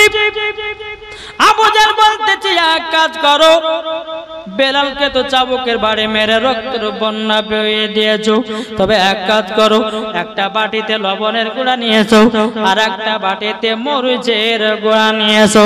বেরাদুল ইসলাম মুআজ্জাজ সামানিকেরাম, একটা বাটিতে লবণ আর একটা বাটিতে মরিচ নিয়ে আসার পরে বাবা যে মুসলমান ভাইরাও, আবু জাহেল বলতেছে বলো গো গোলামেরা এক কাজ করো, বেলালের যে জায়গা গুলো ফাটা ফাটা দাগ, ফাটা ফাটা দাগ, ওই দাগ গলনে লবণে ছিটা দাও, জ্বালা যন্ত্রণাতে বেলাল কলমা ভুলে যাবে। কখনো সম্ভব? জি সম্ভব নয়। বাবা যে মুসলমান ভাইরাও, এ সোনামানিকেরাতে আপনাদেরকে বলতে চাই রে বাবা, হযরতে বেলালের যে কাটা কাটা দাগ, কাটা কাটা দাগ রক্তর বন্যা বেরোতেছে বাবা, লবণ ছিটা দেবে। এদিকে আবু জাহেল বলতেছে বেলাল, একবার শুধু তুমি কলমা ছেড়ে দাও, কলমা ছেড়ে দাও। তুমি যদি কলমা ছেড়ে দাও, আমি তোমাকে নিয়ে যাব বড় কবিরাজের কাছে, তোমার শরীর সুস্থ হয়ে যাবে। আগতে বাবা ওষুধ পানি আপনার কিছু ছিল না বাবা, গাছপালাকে বেটে বেটে আপনার লাগাতো, খেত ভালো হয়ে যেত। বেরাদুল ইসলাম মুআজ্জাজ সামানিকেরাও, এদিকে আবু জাহেল বলতেছে বেলাল, একবার শুধু বলো কলমা ছাড়বে কিনা, যদি কলমা ছেড়ে দাও তোমাকে বড় কবিরাজের কাছে নিয়ে যাব, বড় কবিরাজের কাছে নিয়ে যাব। বেলাল বলতেছে বলে আমি নবীজির কলমা ছাড়তে রাজি নয়। জোরে বলেন না সুবহানাল্লাহ। দেখো বলতেছে গোলামারে মুস্তাফা জান देने से नहीं डरते, सर कट जाए ना जाए कुछ परवाह नहीं करे। যারা গোলামারে মুস্তাফা হয়ে যাবে, নবীর জন্য জান দিবে, প্রাণ দিবে, সব দিতে রাজি, কিন্তু বাবা নবীজির কলমা ছাড়তে রাজি নয়।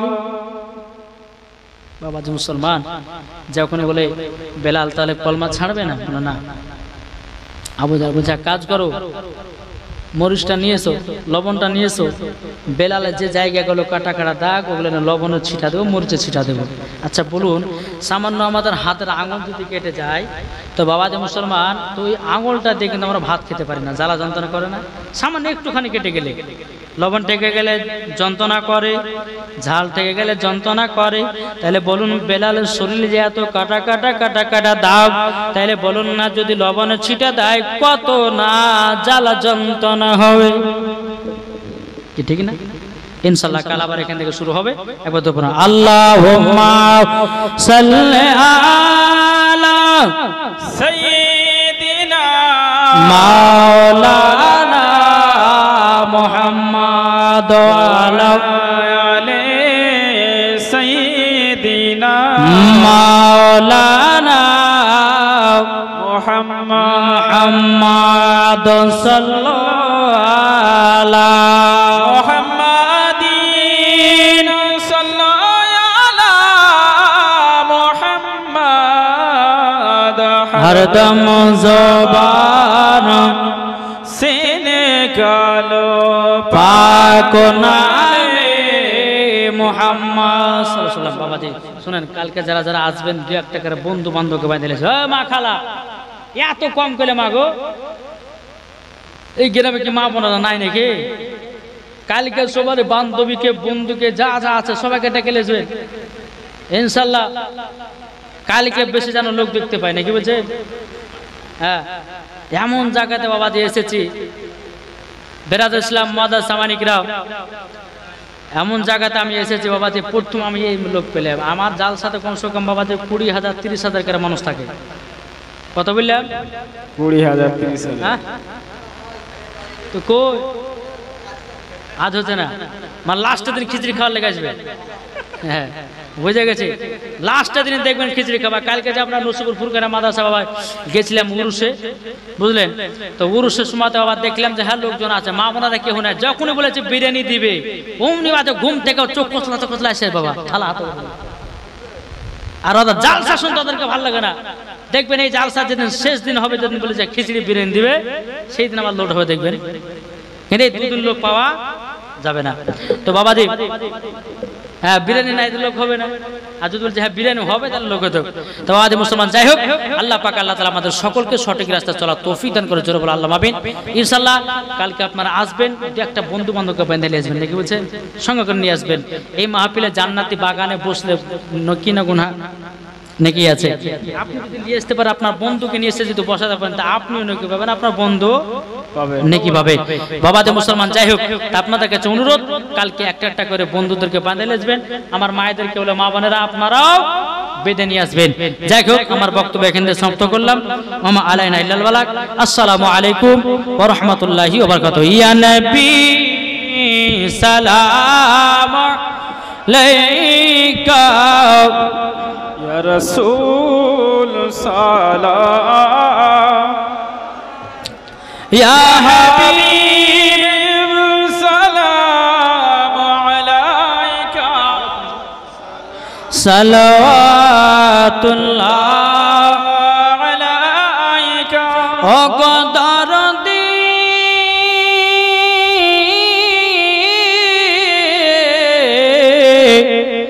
ও গো মায়ার নবী,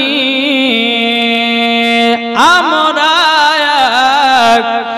নিস সওয়ালে এনেছি দরদের ডালি, চুমিব রোজা রোজালে, মুছিব মনের কালি, ইয়া নবী সালাম আলাইকা, ইয়া রাসূল সালাম আলাইকা, ইয়া হাবিব সালাম আলাইকা, সালাতুল্লাহ আলাইকা, الصلاة والسلام عليك رسول الله الصلاة والسلام عليك حبيب الله الصلاة والسلام عليك نور من الله وعلى آلك وصحبك سيدي يا رسول الله بلغ العلا بكماله كشفت بجماله حسنات جميع خصاله صلى عليه وآله কালকে মনে করে রাখবেন আল্লাহুম্মা